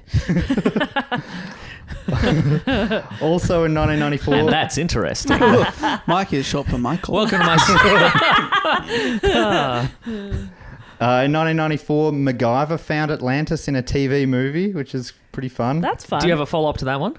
No. Because they also did it in Stargate Atlantis. Which is also MacGyver actor. He's in Stargate. Wow. Right? Recycling He ideas. can't get enough of it. Technically, he wasn't in Stargate Atlantis. But maybe he made a guest appearance. And is Stargate Atlantis, is that, I don't know if you go into this, Matt, is that based around Atlantis? Is that why it's so but I think important? Atlantis is in space. Oh, okay. Like in Stargate, the gods are like aliens, and you go through a Stargate, and you're like, fun. it's the Egyptian gods, but they're not, but they're aliens. So I think they're also Atlantis. Yeah. So Yeah. it's sort of tying into the idea that the aliens built the pyramids and all that sort of stuff. Yes, I think so, yeah. Gotcha. Yeah, okay. Scrooge McDuck finds Atlantis while hunting for quarters in the classic 1954 story, The Secret of Atlantis. Oh, that's the true primary source so right there. Just He's searching for quarters. Yeah, like coins. He's really Scrooge McDuck. fallen on hard times. Yeah, very, very Can't get rich. enough, this guy. Yeah. I mean, he should read Plato's original story about Atlantis, which really talks about greed being bad. I get the feeling that McDuck's more of a greed is good type character. he's a real that guy from Gordon- Wall Street. Gordon Greco. Yeah, there we go. Yeah. Gordon Gecko. The guy invented wrestling and Wall Street. Atlantis is also the home of superheroes Aquaman and Namor, the Submariner. But Am I saying that right? separately. Separate Atlantises. What? They Yeah. both exist in the same universe. No, Namor the Submariner is Marvel. Yes. He has yet to have a movie, but he probably will at some point. So he was... He Was he an Aquaman ripoff? Because that's No, often he how it came went. first. Ah, interesting. So Namor debuted in 1939. Oh my god! I love how you have this info in your head. 39, big year actually. Big year. Along with the original Human Torch and Kazar, who was Tarzan, but punched on with dinosaurs. Oh, In sick. a Marvel Comics #1. But Aquaman is from DC. But they're both half human, half Atlantean hybrids. Right. But the difference is Namor has little wings on his feet, so he can fly with his little wings. Wow, On his that feet. feels like On his ankles, yeah. that would Yeah. look like a balancing nightmare. Does he go feet first No. into the air? No. So he sort of hovers like a drone. Yes. Yeah. So he'd have to learn to balance like he's on one of those. like a Segway. Segway, Yeah. Wow, he's like on a sky Yeah. Segway. But they're both like, we're sick of the human world and we're going to invade it and I'm mad about it. Ah. Yeah. So- but they're both hybrids, so they can survive on land as well as in water. Whereas Unlike the the Little Atlanteans Mermaid. generally, yes, exactly like the Little Mermaid. But like most Atlanteans can only survive underwater. Gotcha. So when they go onto right. land, they wear like diving suits, but they're filled with water. Oh, just like in 20,000 Leagues Under the Sea. Precisely, that's right. That's okay. That's interesting. Yeah. So I don't think I'd heard of Namor the Submariner, but that's interesting that was the original because in previous episodes you've told us about Marvel characters. Yeah.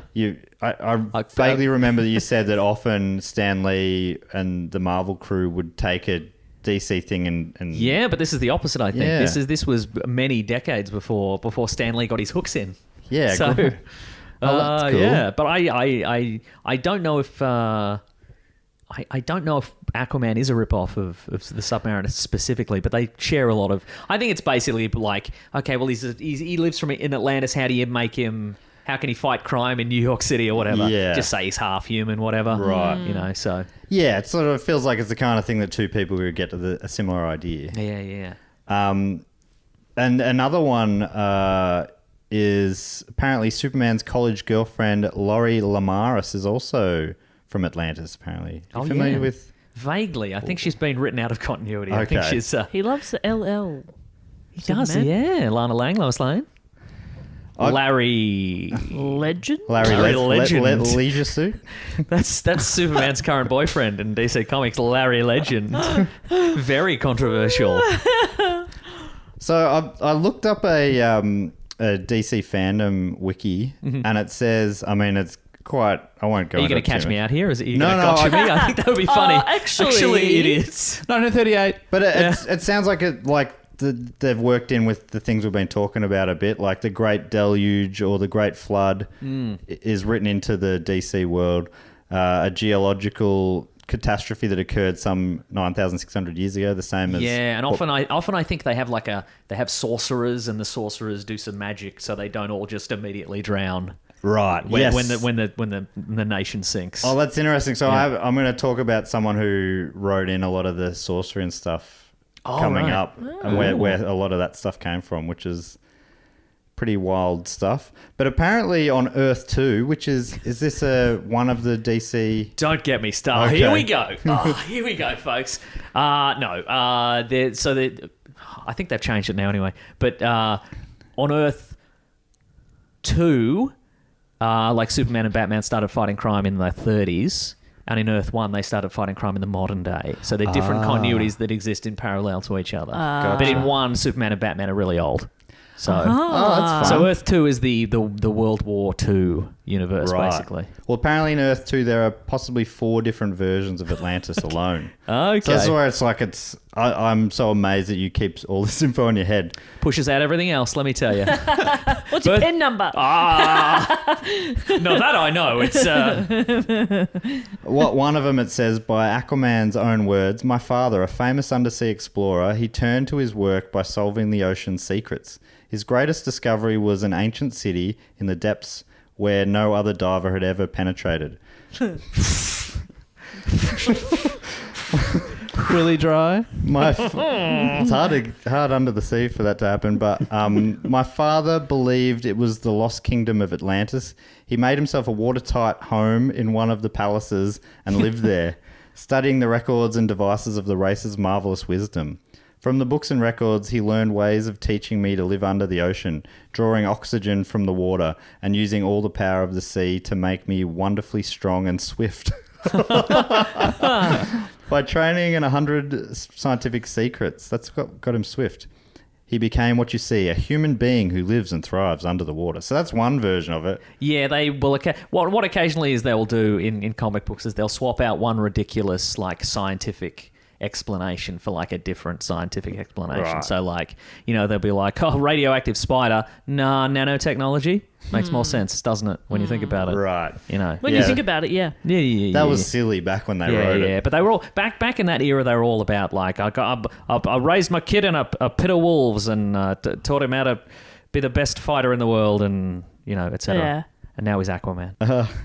This other one, circa 10,000 years ago, the wise men of Atlantis looked on into the future and foresaw not only the earthquake and the tidal wave that would engulf the city, but also the wars and plagues that would visit the world thereafter. The Atlanteans preferred to exclude themselves from the rest of the world, creating a dome around the city which kept the population alive under the sea.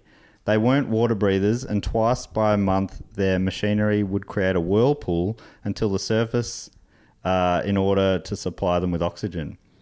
The Atlanteans were contacted by the Nazis during World War II, and Batman was successive in dissuading them from this profane alliance. Earth 2 Batman.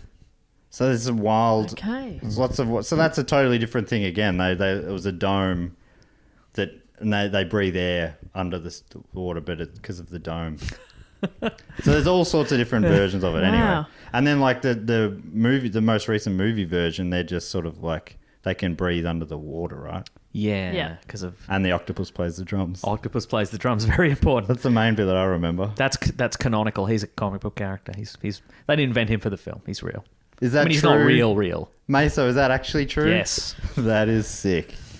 Jess hates that movie. Do you? I don't. Yeah. That's fair. That's okay. Jess and I saw it together, and it was one of the worst films I've ever seen. I thought it was a bit of fun. I think the setting we saw it in added to that as Yeah, well. sorry. We were delirious at an airport, like in Singapore. Was it Singapore? In Singapore airport, we had a stopover for a few hours, and it had. Was there a cinema? Or Yeah, did there's you a just cinema. It's like a free cinema that anyone Singapore can just, airport's the you best. can just walk in there, but then like there's people's phones going off. Yeah. People Someone talking. snoring? Yeah, Yeah. like people sleeping in there. And then a kid talking to their dad, and somebody else just going, "Shut up!" Sometimes somebody would just jump up and we go, "Oh, I'm 2 hours late for my flight because I was watching Aquaman." Yeah. It's so good. Seats were fairly uncomfortable, and there's just the end of it where he bursts out of the water and says, "I am Aquaman." Yeah, nice. Do they And we do you have pissed to- ourselves. Do you have to say that in a superhero film? I am. Not is that necessarily. name? Like for example, Shazam, the character Shazam Yeah. never says his name in Really? in the movie Shazam because it's technically Captain Marvel, but they're legally not allowed to use the name Captain Marvel because Marvel owns the name Captain Marvel. So they went the entire movie without him saying my name is Captain Marvel. That just must to have be been clear. hard for the scriptwriter. Because Shazam's the secret word to make him Captain Marvel? Yes, Shazam is the wizard that gave him his powers. Ah, right. God, it's confusing. No, it's very simple. If you push every other piece of information out of your brain, birth dates of loved ones, I don't your need to own know where I phone live. number. Yeah. I hope I haven't offended you by saying I didn't like Aquaman. No, that's quite all right. It's I liked it at the time, but I mean, I think Jason It's a- Momoa is cool. But He's a cool guy. Yeah. I'm pretty sure like DC fans are divided on it as well. It's not like it's everyone thinks it's great or bad. There's not a single line in the script that isn't what's the word I'm looking for? Terrible? What about when he says, "How about I pee on this? Why don't I, pee Oh, He's yeah. gonna pee on the thing." That's true. Aquaman and Namor, both grumpy as well. Okay, there we go. I reckon, Probably the ocean depths I that have reckon- made them yeah, grumpy. that'll do it. or I mean, Jess, you'd probably hate Namor the Submariner even more. He's in a submarine. Oh my god, that's That's so right, yeah. dumb. Yeah. They're a dumb watercraft. I'll say that. Yeah, they're silly. Exposition. It's the word I was looking for. Like every line Yeah. is just exposition. Yeah. And then there's an explosion, and then they move to the next scene.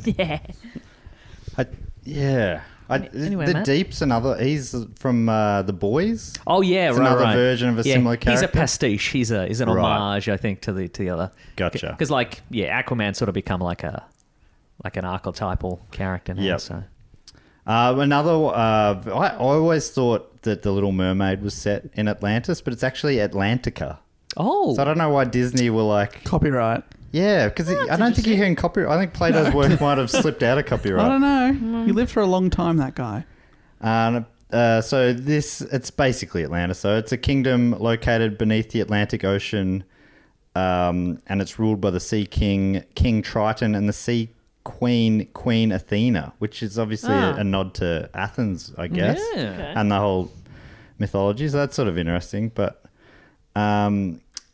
anyway, let's go. I thought with having Meso here, we had to do a bit of comic book chat.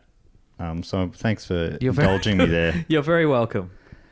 But now, I'm going to talk about a few other, just quickly, genuinely hundreds and hundreds of examples of Atlantis being used in books and movies and whatnot. I'm going to list a few quickly that have linked back to previous To Go On episodes.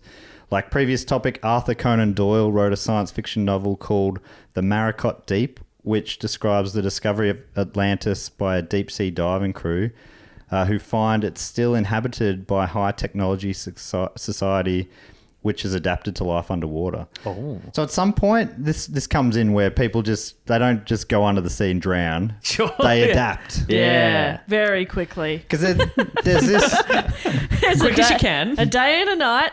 Adapt. Yeah, day later. Well, I've got gills. What are you guys doing? I got a dome. Yeah, well, some of them saw Should have the thought of a future. dome. They got the dome ready. Yeah. How They about didn't this? just think to move to another place. That's right. They built a dome. Sherlock Holmes. One of my favourite wet bands. The Wet Bandits. Yes. We're nailing this. Yeah, we're pretty good at it. We're pretty good at podcasts. Another previous topic, H.P. Lovecraft, another previous block topic. That's wrote, The Temple, in which a German naval submarine sinks to the bottom of the ocean during World War I before settling on the lost city of Atlantis. Another previous topic, J.R.R. Tolkien wrote the Silmarillion, which... Semyon. It's actually pronounced. I have no idea how it's pronounced. But and it includes the history of his adaptation of Atlantis known as the Island of Numenor, or Westernessy, where the Numenorians lived. Numenor was the home of the most advanced civilization of man in the history of Middle-earth. And much like Atlantis, the island of Numenor was swallowed into the sea in a single night. So it feels like he's just changed the name there. He hasn't changed anything else. You know Aragorn from Lord of the Rings? Yeah. Is he the and my axe guy? No. No, that's Gimli. Oh, giblets, yeah. Yeah, that's right. Well, apparently Aragorn is a descendant of these people. So, Okay, right. Which, right. is Aragorn the white-haired one? No, Aragorn is Viggo Mortensen. Yeah. Oh, gotcha. Yeah. The Aragorn is Viggo Mortensen. The 1987 Teenage Mutant Ninja Turtles cartoon has 2 episodes involving Atlantis, apparently. In The Lost Queen of Atlantis, the island rises from the sea outside the coast of Greece. Oh. And then in another episode, Atlantis Awakes, the turtles help a merman or merdude find his way back to Atlantis. This Atlantis is totally different from the one featured in the previous episode. Oh, wow. It's so funny that they were... So we're going with a 2 Atlantis theory here. Yeah. On the Simpsons episode The Monkey Suit from season 17, Homer has a to-do list which has the item find, destroy Atlantis already ticked off. And in the Futurama episode The Deep South, the team discover the lost city of Atlanta, a parody of Atlantis. But yeah, like I say, there's so many examples. Anyway. What's your favourite, folks? Did we miss out on it? Yeah. Did it on purpose. No, definitely send us, tweet us or whatever. I'd love to see more. Seriously, because I reckon everyone will be thinking of a different childhood memory of their favorite show. Yeah. And oftentimes, if you just read the list, you go, okay, well, there's that and that and that. But then maybe there's a striking image or a delightful scene on the YouTubes. One of my earliest memories is watching this cartoon, Lost City of Gold, and apparently there was some, which makes a lot of sense that it would be connected somehow to all this mythology. So anyway, I want to talk about Helena Blavatsky, who also wrote about Atlantis back in the day. And these writings, which included that stuff about wizardry and all that sort of stuff, also helped launch a whole religion. Ooh. Sounds like a really interesting woman. I'm about to do a real mini report based on the Britannica biography. Born Helena Hahn on August the 12th, 1831 in Ukraine. And at the age of 17, Hahn married Nikifor V. Blavatsky, a Russian military officer and provincial vice-governor, but they separated after a few months. Obviously, that's how she got the name.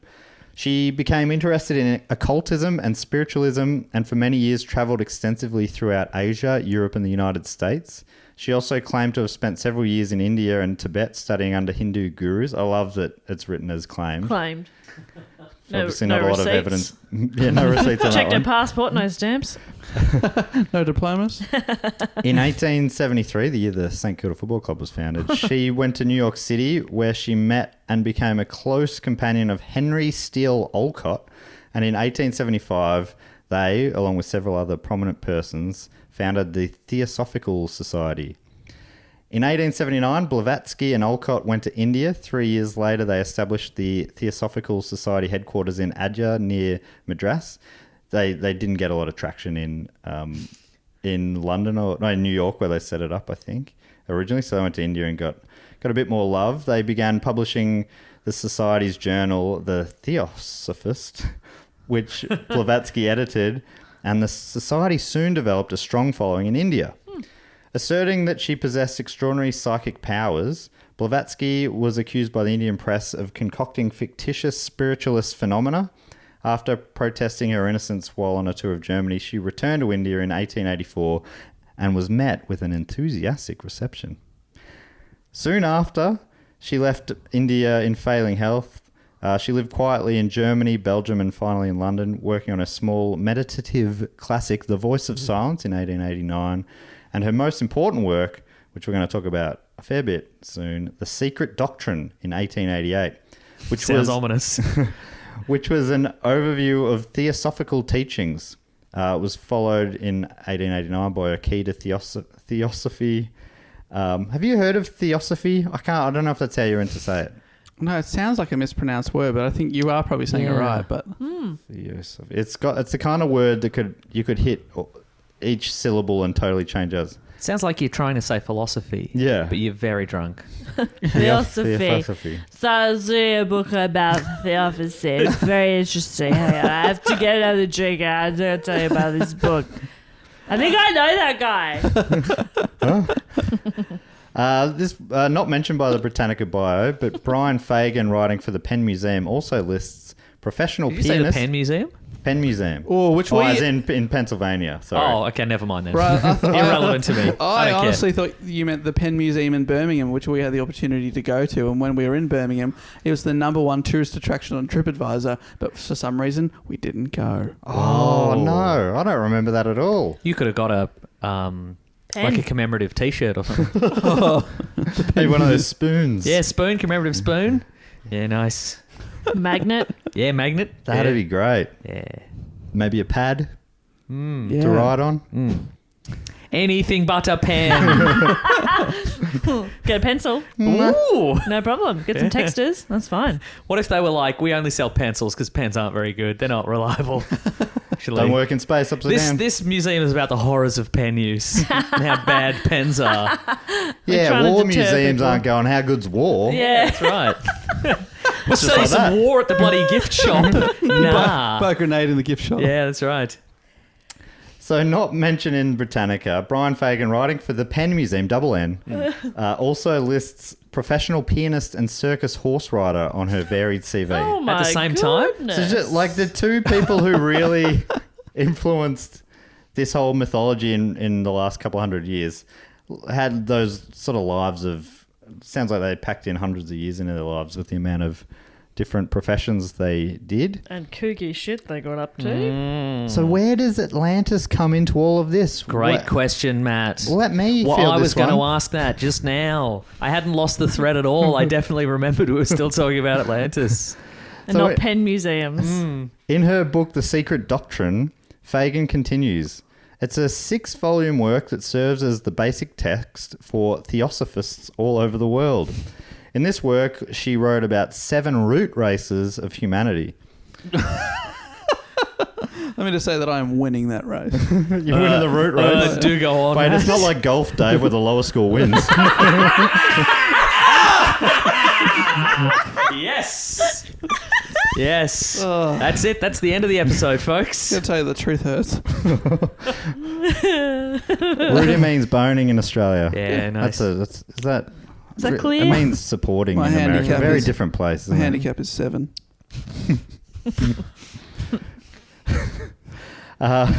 So My handicap is Willie Dry. Willie I had to drives, think a minute. I'm like, is that the guy? Yeah. Willie drives my caddy. So Fagin continues. So she wrote about the 7 root races of humanity. The first consisted of invisible astral jellyfish. Of course. Yeah, of course, obviously. Obviously. All right, Yeah. everyone say one word at a time. Invisible. Sure. Jellyfish. All right. So, and the way she wrote, I think she sort of collated stuff from bits and pieces everywhere, but also through psychic visions and stuff as well. Fantastic. Yeah, cool. I think she spoke to someone who maybe was at Atlantis at one point, and they helped give some of the So information. she's got like a first source on this. Yeah. That's why there's That's important. no other... Yeah, and it's not written down. Amazing. So she's got the first is invisible astral jellyfish. There's 7... I think of all the 7 root races, there's also 7 sub-races of each. I won't go through all And of do them. these become humans or something? Yeah, Is so that- this is okay. the evolution where some... Well, I'll get to us. Okay, great. Terrific. So we start with the invisible astral jellyfish. Yep. Second, we've got the Hypoborean, who lived near the North Pole and were also bodiless. Next came a race of egg-laying lemurs. I mean, you'd probably be guessing a lot of this anyway. They had eyes in the back of their heads. They lived on the continent of Lemuria, located in the Pacific Ocean. Lemuria there was a guy who sort of... This was his suggestion of why certain lemur fossils were found in some places and not others. He said there was possibly a land that was full of lemurs. Oh, and, yeah, okay. and that was just like his sort of actual science. That was his like theory, which has since been disproven. But anyway, she sort of brought this in as a part of the whole bigger story. Yeah, grab here. some. If you're really reaching for stuff, just grab some. Yeah, grab it. Bring it some other in. theories. Apparently, this is still from Fagin on the Penn Museum website. The Lemurians were naughty. They discovered sex, which was their downfall. Dave, so you're still looking good all of a I'm in sudden. good stead. Their continent was destroyed, leaving only remnants that we now know as Easter Island and Australia. What? This used to be Lemuria. What? Lemuria. And Nice. so did Lemuria. Easter Island, several thousand kilometres away. Yeah, that's how big it was. Wow. Yeah, there's maps of this that showed like it was real big. Lemuria. Yeah, and also the Lemurians were really big. Actual size, those heads. Wow. So it was actually only like a short walk. Yeah, Yeah. you're right. So then we had the 4th race. They were the people of Atlantis. And then the 5th were ourselves. Nice. So that leaves 2 more, 2 to come still. And the remaining 2 are the guardians of our infinite humanity. Their home lies in outer space, specifically Venus. All of this is peculiar, strange, and exotic and has proved enormously popular ever since the 1880s. These aren't my words. These are Fagin's words. Pagans. Yep. So in Theosophy, the Atlanteans were just a stepping stone in evolution.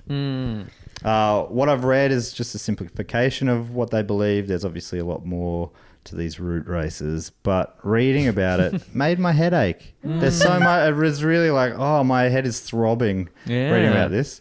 So I went to a trusted resource that I've just stumbled across. I haven't mentioned it to you before. Wikipedia.org. Oh, yes. Is that like a root race website?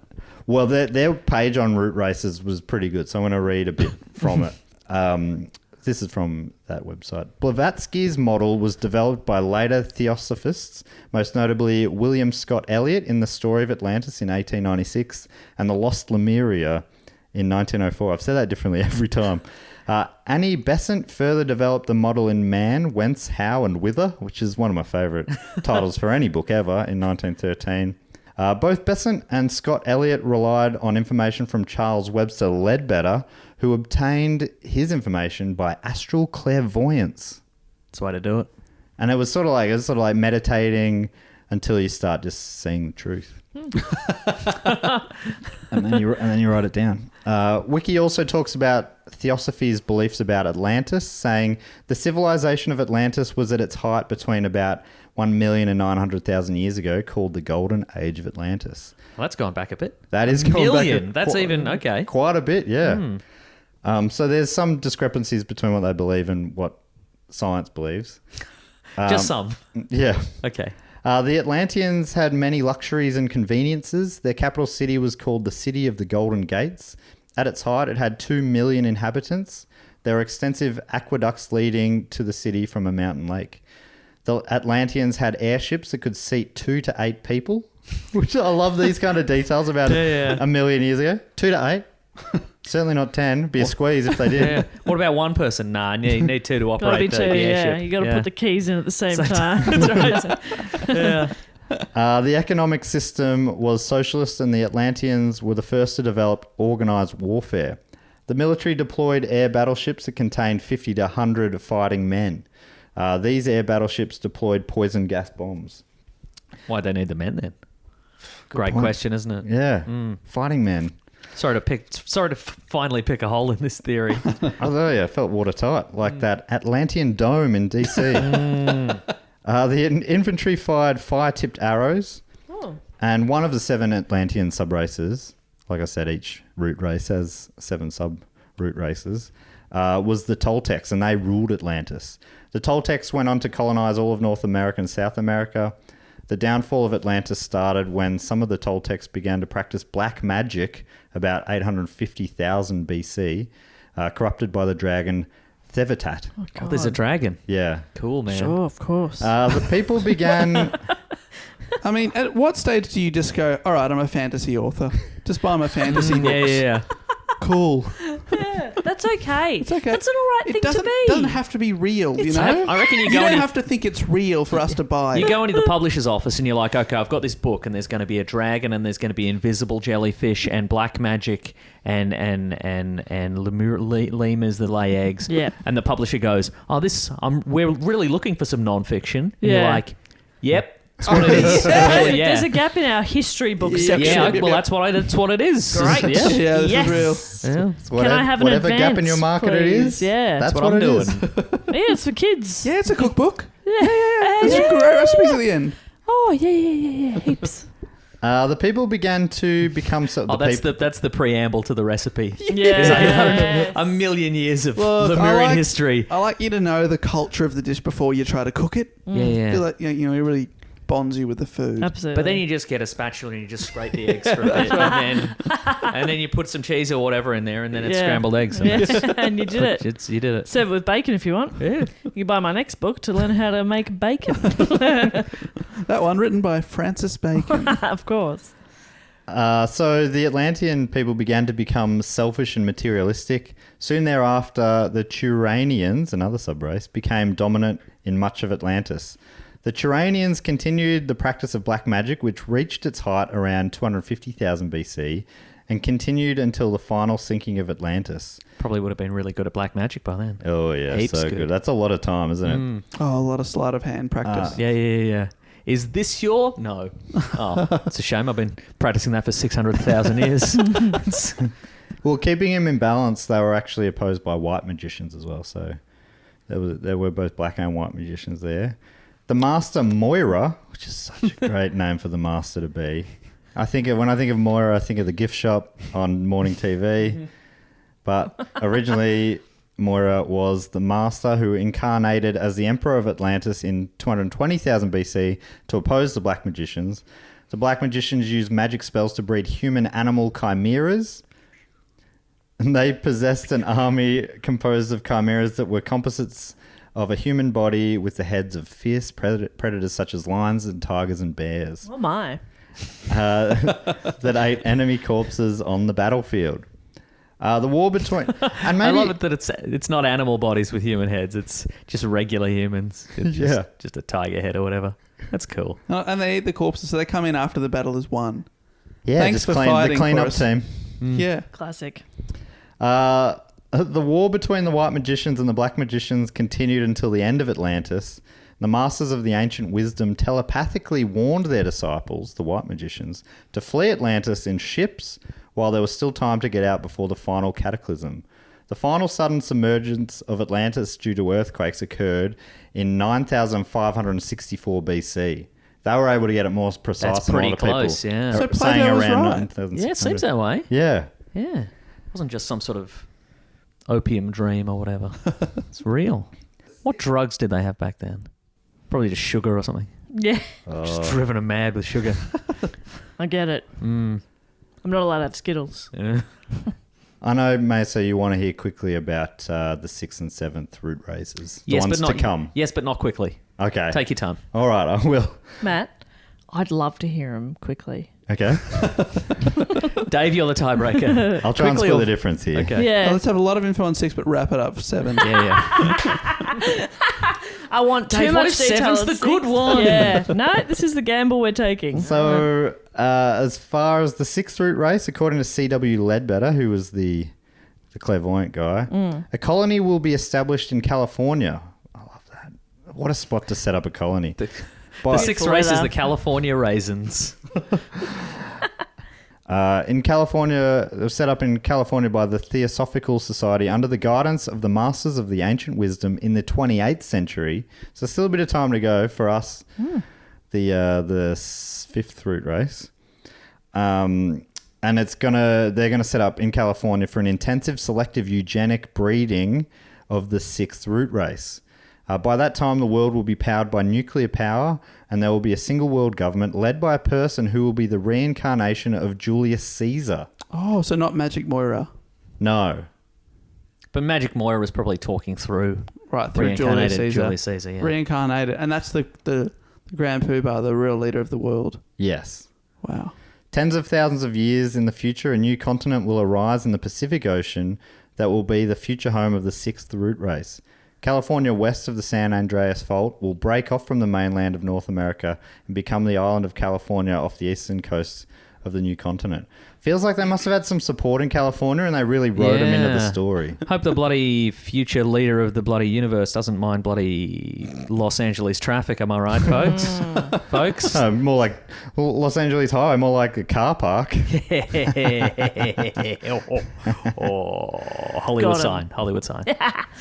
The wiki continues, breaking down the 7th and final root race. The 7th root race will arise from the 6th root race on the future continent that the 6th root race will be living on. Ran out of steam there. Yeah. Oh, the 7th one. Oh, it's come from the 6th one. I don't know. Oh, I forgot at the start. that is pretty much how they've all gone. They sort of evolve out of the one prior. Oh, I forgot Like a at the Pokemon. start. I promised 7. Whoops. The 7th race will be Charmander. It's a Pokemon. That's the only Pokemon I could think of. Mewtwo. There we go. This root race will be the last race to appear on planet Earth. So maybe there will be an 8th one. It'll just be in space. Theosophist Scott Ramsey predicts that any sexual difference among humans will cease to exist, and both conception and birth will become entirely spiritual. Man, this is definitely written by virgins. He also writes humanity... No more boobs in that. Nah, yuck. Nah. Yuck. Yeah, nah. He also writes humanity will have a great spiritual development, and he describes this development in the following words. Everything that is irredeemably sinful and wicked, cruel and destructive will have been eliminated, and that which is found to survive will be swept away from being owing to, so to speak, to a karmic tidal wave in the shape of scavenger plagues, geological convulsions, and other means of destruction. Just be wiped out. I mean, you know, it sounds like if you get stuck in any religion, there's a lot of fanciful stuff, right? Yeah, and there's a lot of end time stuff as well, isn't Yeah. there? There's always there are Yeah. always opening seals and fires coming out and that. So I think it's this is pretty possible stuff. Maybe I don't know. I'm not the one to say it. I'm looking forward to hearing your thoughts later. But Annoyingly, we won't be around to know if they're I right or know. wrong. Yeah. Yeah. Disappointing. We could leave a time capsule or something. Oh, that's cool. I think Yeah. maybe there is I think this might also include stuff like reincarnation and stuff. Maybe so. Maybe we will be around. Yeah, that's true. Maybe one of us will be Julius Caesar. Yes. Shotgun. I don't want all that pressure.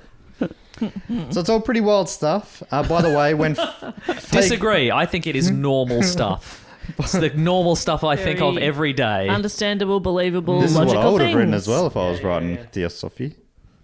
So when Fagin described the fifth root race as ourselves, meaning current humans, Blavatsky's writing actually calls this root race as Aryans, which was mentioned by Donnelly as well, Aryans, which I think is a defunct thing. I never really knew what Aryans. Whenever I hear Aryans, I normally think of one thing. Mm-hmm. And yes, apparently the Nazis were big fans of Blavatsky's stuff. According to Sereno, foundational works of Nazi philosophy such as Alfred Rosenberg's The Myth of the 20th Century are based around a racial theory that posits that modern white Europeans were descended from the Hyperborean people of Atlantis, all based on ideas from Blavatsky's work. There you go. Good one, Blavatsky. Giving stuff to the Nazis to believe their stuff, you goose. What a goose. Anyway, enough about root races. Let's move on. We're on the home stretch here. It's fair to say that the Atlantis Plato wrote about has evolved to be almost unrecognizable via the writings of people like Donnelly and Blavatsky. Author of Meet Me in Atlantis, Mark Adams, is one of the current experts on Atlantis. He popped up in many of the articles I read. He became an expert by traveling the world speaking to other Atlantis experts. And Atlantis sexperts. Oh, yeah. Not that many of those. Wired wrote an article after interviewing Adams saying that today we think of Atlantis as an advanced civilization living in a bubble city underneath the sea, which is a far cry from Plato's story. The more fantastical elements were supplied by supposed psychics like Madame Blavatsky, who claimed that Atlantis fell after they began breeding centaur-like sex slaves through black magic. So I didn't come across the sex slave part of the... I think this guy's added a bit of that. He's like, yeah, crazy stuff like centaur sex slaves. Think about that. Give that a go. Pretty hot. Run that through your mind, eh? But Adams apparently doesn't expect Plato's version to return to prominence anytime soon. Because it's boring. Yeah, basically he says Blavatsky's version's a lot sexier. Makes sense that that's the one that people like in movies and in pop culture. Sex sells. That's Oh, true. yes. Imagine an Aquaman where it's like, yeah, we're all just very intellectual here. Yeah, he's just drowned. Yeah. It's a whole movie where he's just floating, face down. This is from our man, Mark Adams. This idea that the Atlanteans were a super race, none of this appears in Plato. He says they had some big boats, but none of this stuff about mining and advanced wisdom appears in the original story. It's really Donnelly who starts the ball rolling, and people like Madame Blavatsky. She gets involved, the theosophist. And she's the one who says it was an ancient race 1 million years ago, and they had nuclear-powered airships and magic crystals. It's really that era that invents the Atlantis that we now know. Which is the reason why, if you talk to a philosophy professor or an ancient history professor, nobody in academia takes Atlantis seriously. He was saying how when he wanted to start getting involved in it, he emailed a few professors saying, I'd love to talk to you about Atlantis and maybe trying to find it. And one of them replied, if you don't want your whole career to turn to shit, you'll abandon this now. Your name will be mud. Wow. And so he is the foremost expert. Well, he seems But to be does one of he- them. But he's sort of he like, doesn't he's believe. more of a layman guy. No, I don't think he really believes in it, but he's just sort of interested in the mythology. Sounds like Yeah. a lot of academics are like, don't look into it. Yeah. Yeah, it sounds cool and sexy, Yeah. like people would know about it, and we're going down to Atlantis having sex parties with centaurs, and we're doing evil black magic, but don't look into it. Don't look Yeah. into it. Yeah. Just don't look into it, buddy. Don't look into it. yeah, Don't. career's over if you look into it, mate. Yeah, Yeah, definitely your don't go over there. Your career as mud seems that's a real threat. Yeah. Mm, Mud's bad. Yeah. yeah. Your family will be killed You know by what? me if you don't stop me. You know what with this mud is? trident.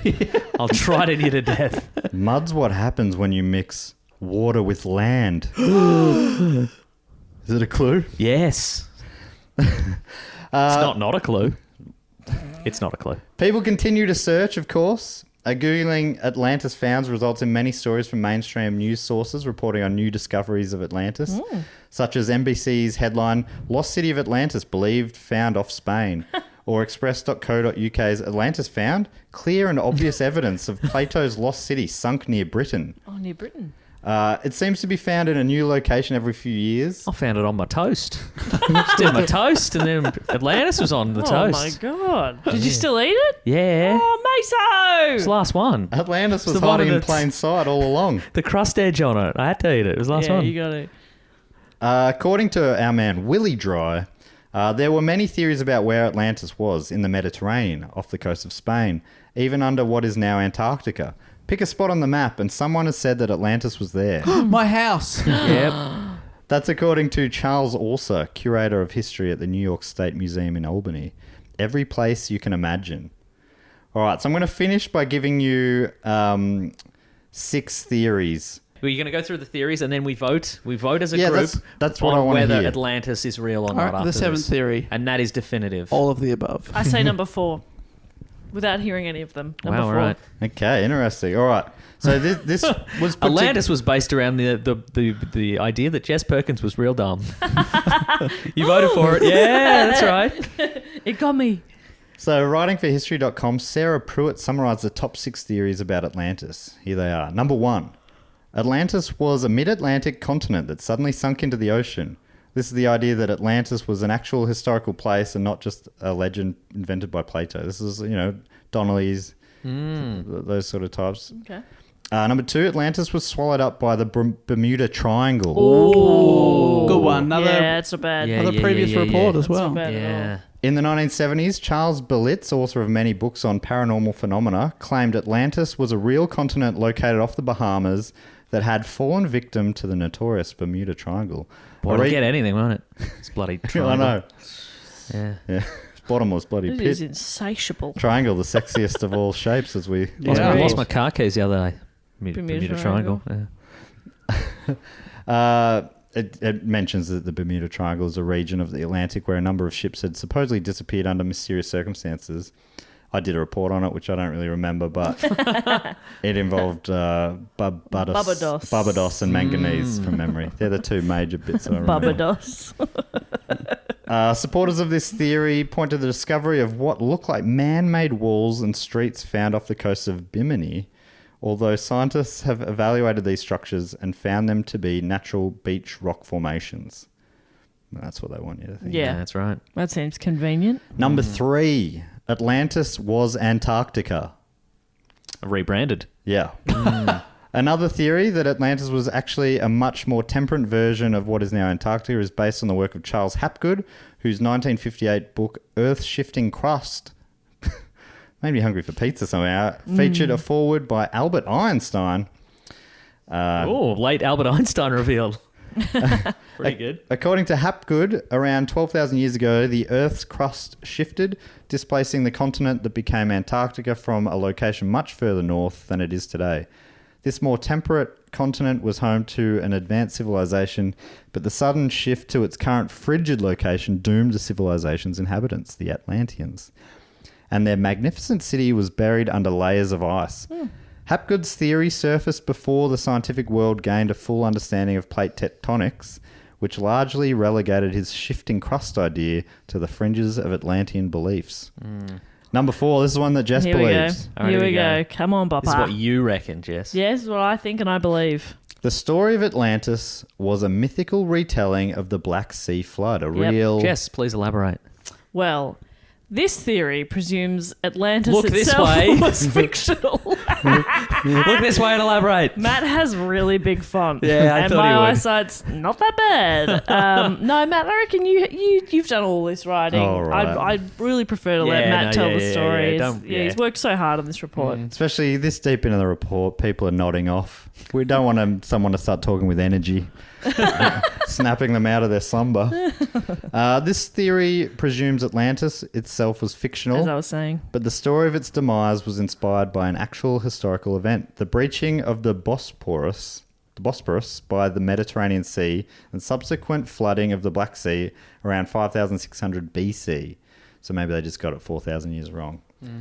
At the time, the Black Sea was a freshwater lake half its current size. The flooding inundated civilizations known to flourish along its shore with hundreds of feet of seawater in a short period of time, perhaps less than a year. As inhabitants of the region scattered, they spread tales of the deluge and may have led, thousands of years later, to Plato's account of Atlantis. I mean, if you think it like in 360 BC, what's the difference between 9,600 years and 5,600 years when it's a game of telephone anyway, right? Yeah. I mean, 4,000. Yes, that's true. Mathematically, yes. Mathematically, That is Mathematically, very yes. correct, actually, yeah. Good theory, Jess. Yeah, Thank you. that's probably one of the better ones. I know. You guys all think, oh, Jess, dumb. But yet, time and time again, she proves herself only a little bit dumb. Number 5, Atlantis is the story of the Minoan civilization, which flourished in the Greek islands circa 2,500 to 1,600 BC. This one seems to be maybe one of the ones that gets a bit more traction. One of the more recent Atlantean theories concerns the civilization that flourished on the Greek islands of Crete and Thera. Just say that like it's written. Now Santorini. More than 4,000 years ago. The Minoans, named for the legendary King Minos, believed to be Europe's first great civilization. The Minoans built splendid palaces, constructed paved roads, and were the first Europeans to use a written language, Linear A. At the height, I don't know if that's what it is or if that's something else, but I'm just still reading the words of old mate Pruitt. It just said bracket Linear A. If I go back to the That's website, the font they used. that'll be like a hyperlink to an ad. Get a pair of linear A's. So comfortable. By now, I get 30% off. At the height of their power, however, the Minoans suddenly disappeared from history, an enduring mystery that has fueled belief in a link between this great doomed civilization and Plato's Atlantis. Historians believed around 1600 BC, a massive earthquake shook the volcanic island of Thera, triggering an eruption that spewed 10 million tons of rock, ash and gas into the atmosphere.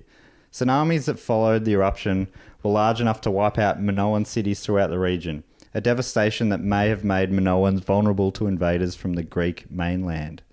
So that one, some people are right. If you base it on something, that maybe that's where the story came from. And finally, 6, Atlantis didn't exist at all. Plato invented it. Most historians and scientists throughout history have come to the conclusion that Plato's account of the lost kingdom of Atlantis was fictional. According to this argument, the Greek philosopher invented Atlantis as his vision of an ideal civilization and intended the story of its demise to be a cautionary tale of the gods punishing human hubris. No written records of Atlantis exist outside of Plato's dialogues, including in any of the numerous other texts that survive from ancient Greece. Furthermore, despite modern advances in oceanography and ocean floor mapping, no trace of such a sunken civilization has ever been found. So that's what a lot of people, they're like, in those 9,000 years, there's still a lot of writings that exist today, and you'd think this superpower with advanced technologies and stuff, or this advanced civilization that disappeared under the water, someone might have mentioned it at some point. Yeah, it's going to turn up somewhere you'd think. Now, Matt, if I had a suggestion for the next time you do a report on the history of Atlantis, Yes. maybe lead with that, the thing where it doesn't exist probably, and then ask the rest of the group if they would like to continue with the report. Because some people might feel like their time has been wasted, Matt. You get to the end and they say probably wasn't real. Probably and you feel bullshit. a bit stupid. It was all a dream. Oh. No, I mentioned that towards the top. I did feel like I wasn't listening towards the top. I don't get listening. mention it every 5 10, minutes. 5 minutes. Yes. Gosh. So what do you reckon? Jess obviously Number thought 4. number 4. Do you have any thoughts?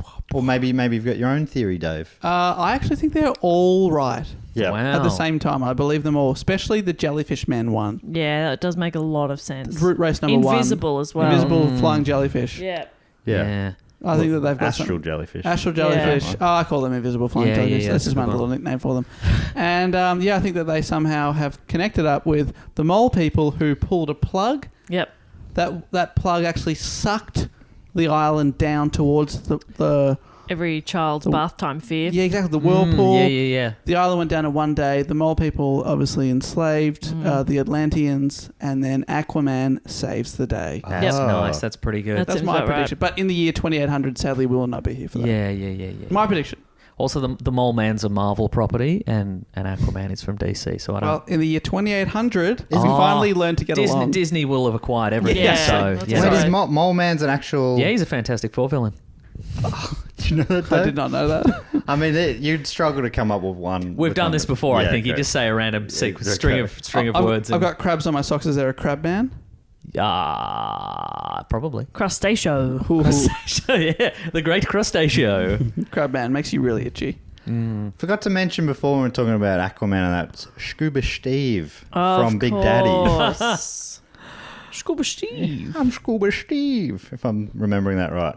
What about you, Meso? Well, I was thinking as you were going through it, I think 1 seemed pretty plausible, and so did 6. So I'm gonna meet in the middle and say theory 3.5. Great. Somewhere in between 3 and 4. Yep. 9 3/4. Yeah. I think that's probably the most plausible.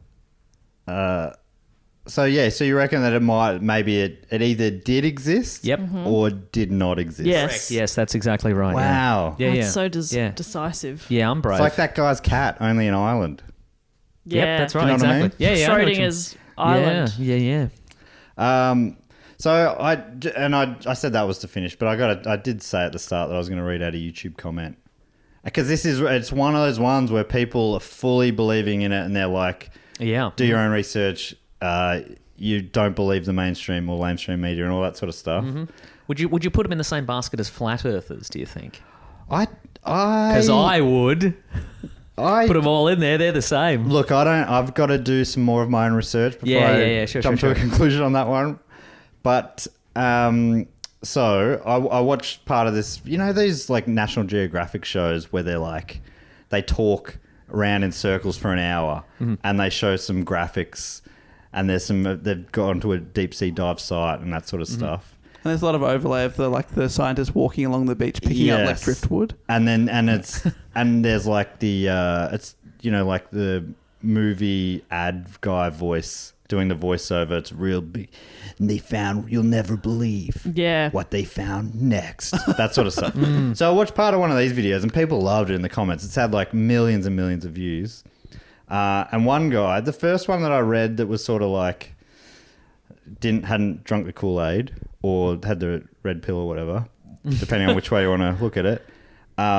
He wrote, hee hee, this is...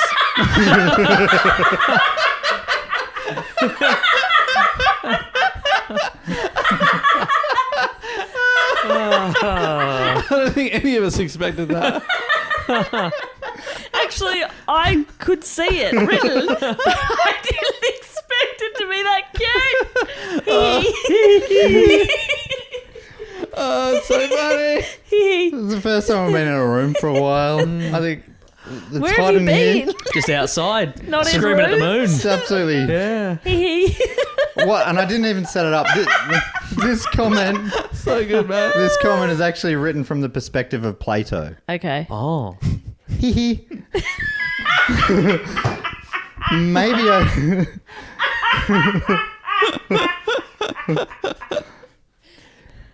Hee hee. Maybe I should finally tell everyone it was a metaphor. Nah. Smiley face emoji. Okay, so this got quite a few likes, maybe 160 likes. And is that like, so the account says Plato? No, whoever it was said I signed off as Plato 2 dots, one above the Yeah, other. yes. Yeah. Colon. Colon. Then got a longish rebuttal from another user. Not that long, but let me read part of it. Aristotle.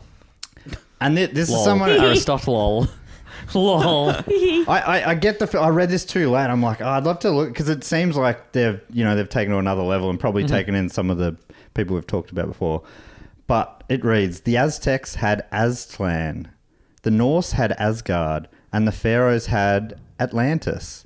And they all say it was somewhere out in the Atlantic where their royalty came from. Saying these are different names of the same place. Yeah. Loki gave Odin his horse, and Odin gave us the runes. I'm not sure how that's relevant, but Osiris gave Egypt its technology, and Thoth gave us the alphabet. Kukulkan regenerated. What's a Kukulkan? Well, he was an Aztec guy. Regenerated the Aztecs after the apocalypse, and Huitzilopochtli. I haven't looked up any. This is just a comment, okay? So Kukulkan. Have you guys considered maybe you could pivot away from reports and just talk about YouTube comments? Yeah, Just do podcasts where you do that. Great show. it's called "Don't Read the Comments." Where we read the comments so you don't have to. Oh, that's fun. And then Huitzilopochtli stood as their eagle-headed father of war and the receiver of fallen warriors. The aquatic serpent. This is a reply to hee hee. But I imagine if someone's going hee hee, it's all a joke, and it's this is your life's work. You'd be like, you would be pretty much furious. You'd be like, I Steam do not coming think at so, you. hee hee. Yeah. Let me break it down for Opposite you. of hee. I refer you to Kukulkan. Yeah. The aquatic serpent being taken over, succeeded by the eagle. It should sound familiar if you take mythology or ancient history seriously at all. That's so good. But if you truly are unable to comprehend this, the blue pill is probably best for your own sanity. Uh-oh. Wow. So, Plato there's get a right so reply much there? in there. Did Plato reply? Plato didn't reply. Hee. Lol. Lol. So LaMayo. Yeah. I mean, this reply came months later, so I don't know Yeah. if Plato's dropping in that often. But anyway, that's the end of my report. I do find that sort of stuff does excite me a bit when someone goes, "What if Asgard and Atlantis and all these places were just different names of the same magical place that really existed?" You can see why people would get excited by that idea. Well, I guess the question is, they say do your own research. You've done your own research. What do you think? Yeah, that's a good point. I mean, I feel like I'm Too close to it. I'm too close, but also I've only scraped. I feel like I'm dangerously close. Oh, my yeah, goodness. yeah. You know, Yeah. I've also got, what's that thing with the graph where you have a little bit of knowledge is dangerous? I'm beyond that now. Wow. yeah, I'm on yeah. that downward slope Through where the I'm looking starting to go, glass. I don't know. Yeah. There's so much in this. Matt, what are you hiding under that mullet? Is it gills, Matt? Oh. Yes, under these big boots, I've got little wings on my That's feet. what I thought. But I mean, when this topic got voted up, I'm like, what am I going to talk about? What is this? How do you do this as a report? But as it turns out, you could do a whole series on it. It's like there's so much stuff in there, and it is. I find it pretty fascinating. But yeah, it is amazing. Some people have just taken the ball and run with it from what sounds like was just a bit of a parable written by Plato. Yeah. Sadly, that does sound like the most logical. Yeah, that seems like it was But probably it is also very possible that he based it on like he got inspiration from somewhere, I guess. Yeah. I just don't. Yeah, who knows? Obviously, I've got to take the right coloured pill. I mean, obviously, give Plato a bit of credit. He probably could have come up with it. Yeah. Yeah. Apparently, he borrowed a lot from old Egyptian mythology and stuff as well. Cop that, Plato. Cop that. Oh, the Plato boys are going to be in my replies now. You're wrong.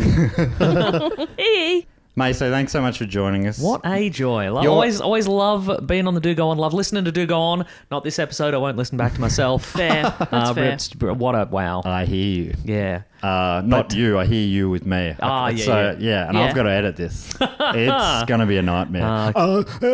These are Good luck. the kinds of things I don't realise I say. at the start of every sentence. It takes 15 minutes for you to say a sentence. Oh man, it's a nightmare. So, listeners, what's left in?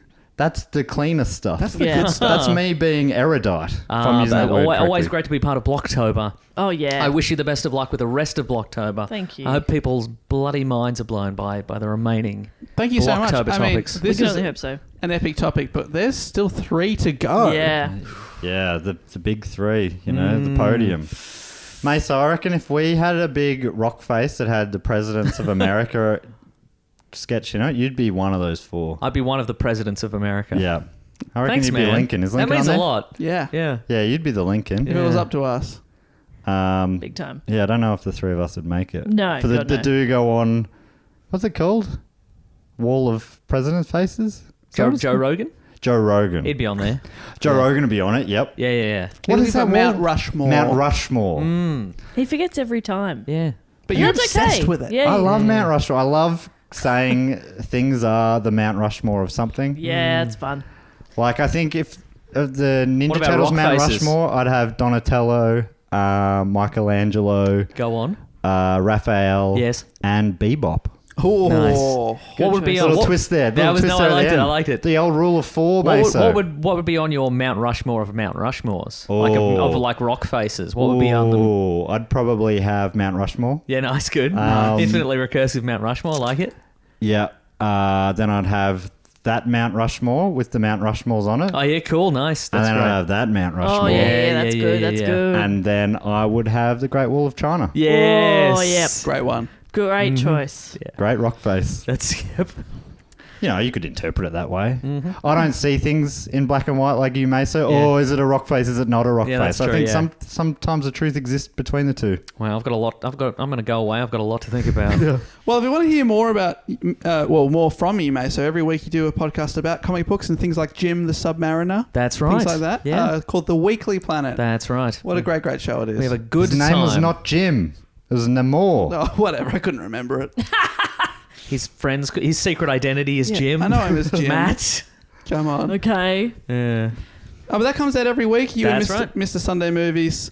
So many great episodes to catch up on. We But have a good old time. We're finally Melbourne's not in a lockdown anymore, so we can actually go to the cinema and see some movies. So that's going to be exciting. what's Ooh. top of the list? I got to see 2 Marvel movies. Got Shang-Chi's coming out and the Yes. Eternals. Yep. I see those. There's a James Bond movie that's been coming out for 2 or 3 years at this point. booked Isn't my it tickets. interesting to get to see? You normally see advanced screenings Yes. before there's too much knowledge of what it is. Yeah. This time you're like at least 2 of those have been canned pretty harshly. Maybe, so you yeah. had your expectations set low before seeing them. That'll affect Matt, your I just, viewing Matt, I pleasure. just love the cinema. I just love everything's an A plus for popcorn, me. Yeah, yeah. choc tops. No, choc tops, and I have no taste. So Wow, probably- that's a COVID. yeah, it's probably COVID actually. Yeah.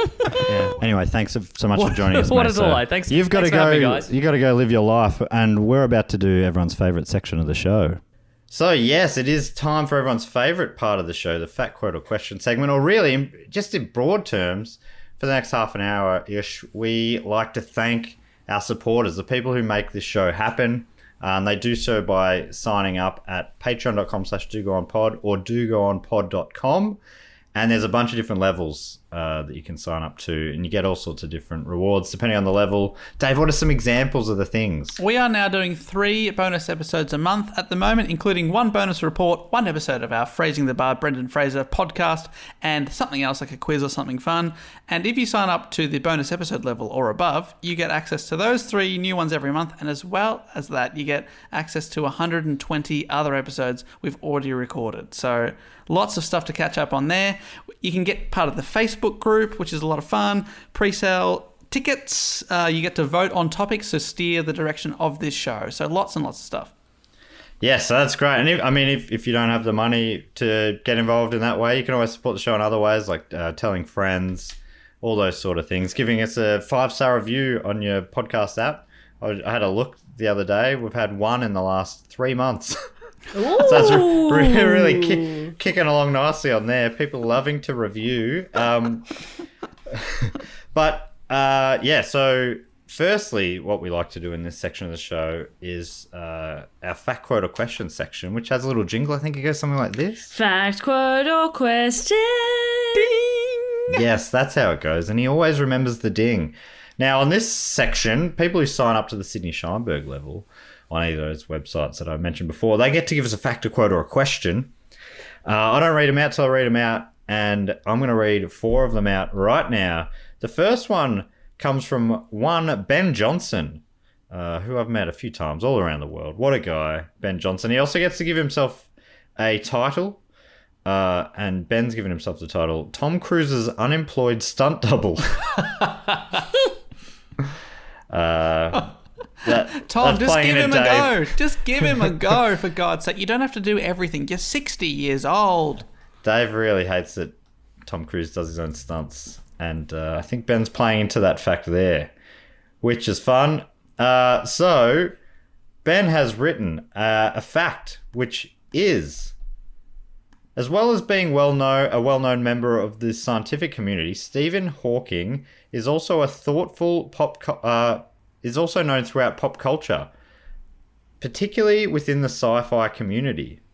Hawking made cameos as himself in several popular shows, including several episodes of The Big Bang Theory and voicing multiple appearances in The Simpsons and Futurama. Possibly his favourite cameo was his first, when he played a holographic version of himself playing poker with Albert Einstein and Isaac Newton in an episode of Star Trek Next Generation. While making his cameo, Hawking was given a tour of the set, during which he requested and was allowed to sit in the captain's chair of the USS Enterprise. Leonard Nimoy arranged for Hawking to make an appearance after learning Hawking was a fan of the show at the release party of the home video version of Hawking's book, A Brief History of Time. An all-time classic book that is perfect for some kind of hour-long summary podcast. No, Ben's bringing that up because he gave that book to me once. Nice try, Ben. He said, if you happen to know of one. Thanks, Ben. He gave that to me a few years ago when we first went to England. It's a very interesting book. I just don't know if I'll be able to summarise. A Brief History of Time. How do you make that briefer? Yeah, right. That's a fun challenge for someone like you, I reckon. Yeah, sounds like a real coward. Yeah, man. Talking there. Bit of a cop-out. Oh, it's not, I couldn't. No, I can't do it. Coward. Ben's given you the book. He's giving you the book. All you have to do is open it. Open it and open your mind. Start summarising, you bloody coward. All right. You know what I'm like with peer pressure. I always give in. I think calling someone a coward is very funny. Yeah. Coward. Won't even do a podcast about that specific book. Yeah, it's a ridiculous thing. Anyway, coward. Thank you for that, Ben. The next one comes from Nathan Damon, who's given himself the title of Ideas Man. And he's asking a question, which is, wouldn't it be great if restrictions allow if the Dugo Honours was done as a live stream? Then we could see you guys get dressed up, walk the red carpet, and the joy of your faces as you receive your well-earned awards. You could get someone like Nick Mason or Evan Munro-Smith to host. More of a suggestion than a question. But I'll give you my answer anyway. Yes, it would be great. Cheers, guys. Love you all and stay safe. All right, thanks, Nathan. We're going to need a new topic. We've got fact, quote, question, brag, or suggestion. Yeah, fact, quote, question, brag, or suggestion. That's great. I should make that change in the form they fill out. Yeah, suggestions box. I don't know if I should break it to Nathan or not about the... No, Don't? Nah. Because sometimes I'm only wearing my tuxedo on the top half and I'm fully nude below. And I just don't know if that would work in a stream. And I wouldn't want you to have to change that. It's a tradition. Yeah. And I wouldn't want you to have to put on pants. I wouldn't want that for you. I love you too much to make you put on pants. I appreciate that. You support me, which is maybe ironic because I don't have any pants doing that. Okay, so thank you so much to you, Nathan. The next one comes from Julian Barnes, who is offering... Oh, firstly, Julian's got the title of Short, Fat and Proud of That. I love a rhyming title. Yeah. And Julian is offering a quote, which is, up, down, up. When I up, down, touch the ground, it puts me in the mood. Up, down, touch the ground. in the mood for food. I'm a stout round and have found, speaking poundage-wise, I improve my appetite when I exercise. Oh yes, I'm rumbly in the tumbly. Time for something sweet. I'm short, fat, and proud of that. And so, with all my might, I up, down, to my appetite's delight. While I up, down, touch the ground, I think of things to chew. With a hefty, happy appetite, I'm a hefty, happy poo. That's Winnie the Pooh. Winnie the Pooh quote there. I love that. It's like beautiful, like spoken word. I loved it. I hope I did it justice. Oh, definitely. I think you absolutely nailed it. I think in the original Winnie the Pooh raps it, but hello everybody, my name is Winnie. Thank you so much for that, Julian. Love hearing a bit of poo work there. I know Jess is a big fan of Scar, so she would have enjoyed that too. Love it. And finally, this week, Rachel Johnson has written in, aka Little Miss Twinkletoes.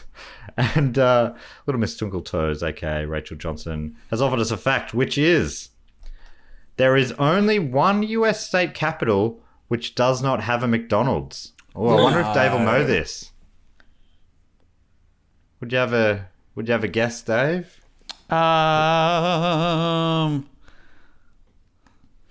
Alaskan capital? Or just give us the state. What's the state? I would say Alaska. It's not Alaska. It is your very favourite state, No, Vermont. it is not Vermont. Surely. Vermont. Do you know the capital of Vermont? Obviously, I'm just taking Rachel's word. Is it like Montpellier, something like that? It is Montpellier. Well done. I've never heard of Montpellier. No. But they don't have a McDonald's. It's very. I've looked it up before because I love big Vermont fan. But I think there's only a population of 10,000, 15,000, which is so unimaginable for a capital. Yeah. But that's enough people for a Macca's. Yeah, that's right. Because there's definitely towns in Victoria, Australia, where we live that have. Yeah, there'd be Macca's. 3 McDonald's in a town that size, yeah. You'd have the good one and the shit one at least. And everyone would know which one you meant. Population, all right, I've looked it up here, 7,500. Still, that's 7,500. That's enough for a Macca's, surely. Enough for Macca's. But great fact. I don't doubt you, Rachel. Great fact. Thank you, Rachel. Fantastic fact. All right. The other thing we like to do, of course, is thank a few of our other great supporters. Jess, you normally come up with a little bit of a game. So these supporters have been on the shout-out level, which I forget what it's called. Maybe it's the Dreamboat Cooper level or above. And they get shouted out. Jess comes up with a game. Something to do with the episode normally. Yeah, I was thinking, you know how Atlantis sunk to the bottom of the ocean? Oh, yeah. Yes.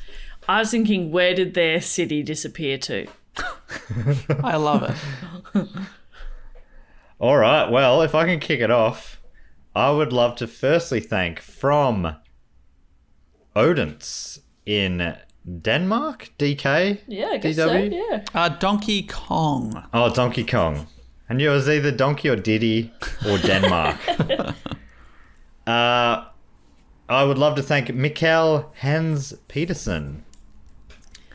You know what? I reckon it was a guy called Chris Peterson in my high school who had the nickname Denmark.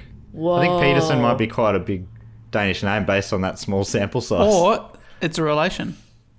Oh, Mikkel, do you know Christopher? To your cousin? All right. We'll wait for your answer. Where did Mikkel's city/island disappear to?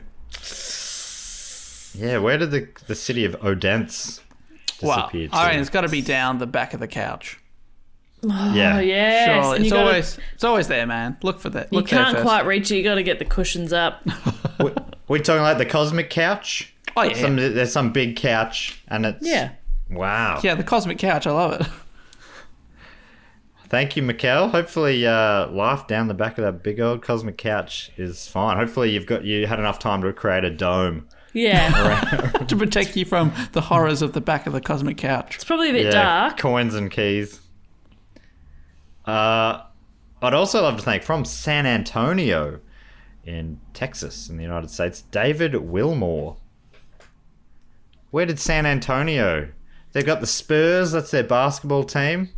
Maybe they fell down the back of a cowboy boot. Yes. The back of a cowboy boot as opposed to the front of a cowboy Yeah. boot. The cosmic cowboy boot? The cosmic cowboy boot, that's right. So obviously everyone at one time or another has fallen down the old cosmic cowboy boot. And yeah, I think they'll be pretty happy there, the San Antonio peoples down the cowboy boot.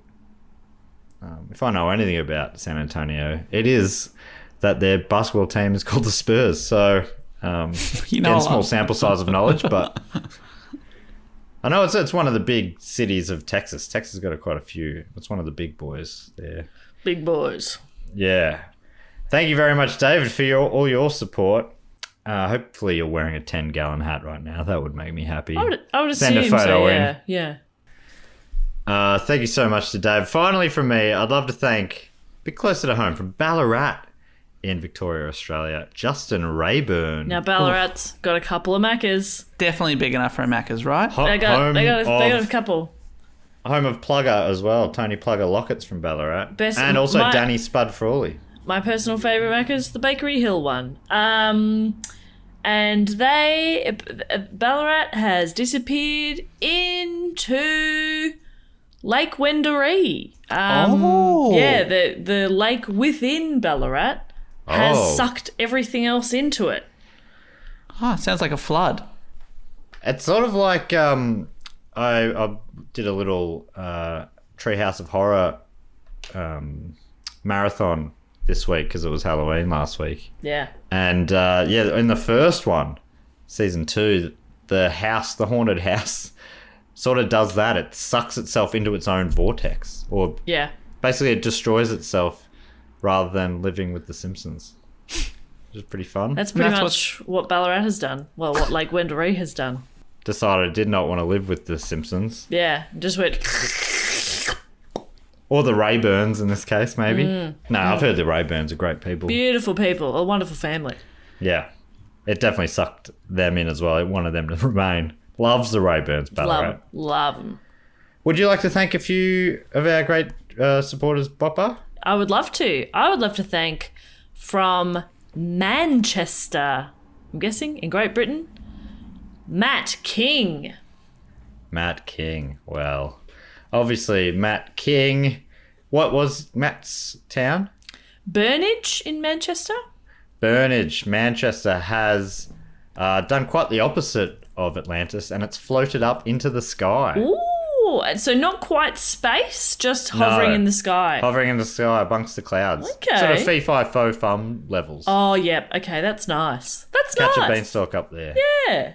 Hey, we're talking about 10-gallon hats. I recently learnt from Bill Bryson that they're obviously not 10 gallons big, which is what I always assumed. It was just like the gallon was a measurement.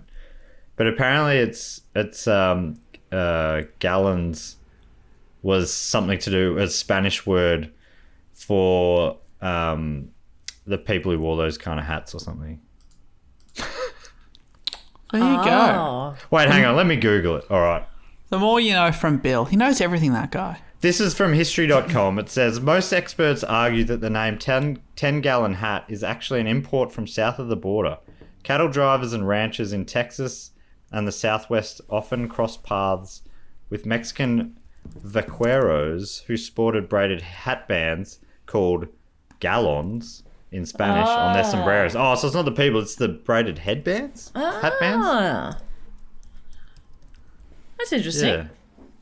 I don't know if I fully understand it, but yeah, it's interesting that it's not, that it's just a word that sounds like another word. Is that interesting?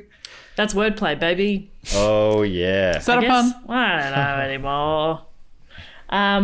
Thank you very much to Matt. I would also love to thank from Corinda in Queensland, Australia, Bruce Kelso. Bruce. Hi, I'm Bruce Kelso from Corinda, Queensland. How do you bloody do? Bloody good of me to put her there. Put it bloody there. How do you Put her bloody bloody do? there. Hey, if you don't mind. Hey, call that a handshake. That's a bloody wet fish, mate. Eye Eyes contact. up here. Eye contact, please. Nice firm handshake. I'm Bruce. I'm Bloody Bruce good to meet ya. Kelso. Where's Corinda? Where's that ended up? Dave? What do you reckon? It's been repossessed. The bank has foreclosed it, sucked it all into a bank vault, and unless they make the appropriate payments, they are not getting out. What sort of payments are we talking? What's the amount? It's in the hundreds of dollars. Hundreds of dollars? Yeah, can you believe that? Oh my God, I can't believe that. So now there's a tense standoff, there's a court case. This thing could go on for years, so honestly. Whoa. But Bruce he set up, I'm just going to have a word with him. He said I'll work as an intermediary here. Yeah. You And need he that. just He went, bank, booby. Yeah. Whilst drinking a Coke. Booby, come on. It works every time. Yeah, it works every time. He's a master negotiator. Oh, Bruce. Good on you, Bruce. Bruce. Once he shakes your hand and You crushes melt. it, You melt like butter. you do whatever he asks. Yeah. How do you bloody do? How do you know bloody do? Bruce Kelso. Bloody Kelso here. I think his middle name's Bloody. Yeah. Thank you so much, Bruce. BBK. BBK. I would also love to thank from San Jose in California. Oh, do you know the way to San Jose is a song, I think. I don't. I think you go to America first. Yeah, that's probably a start. And I Jump guess, on a like, plane. Yeah. Someone's asking you, do you know the way to San Jose? Yeah. Jump on a plane to America, specifically California if you can. Yeah, and then just follow the signs. yeah, I guess like ask a local. Yeah. Probably a great place to start because I don't know. I'm Australian, and you're asking me here in Melbourne, Australia. So I don't know. Via song on the radio. I don't even yeah. know how to get onto you. Yeah. Can you even hear me? But from San Jose, California, I would love to thank Mark, which is written as Mark is most definitely in water. Don't let him tell you otherwise. Oh, well, that feels very appropriate for this episode. Mark, are you in a Is dome? he in Atlantis?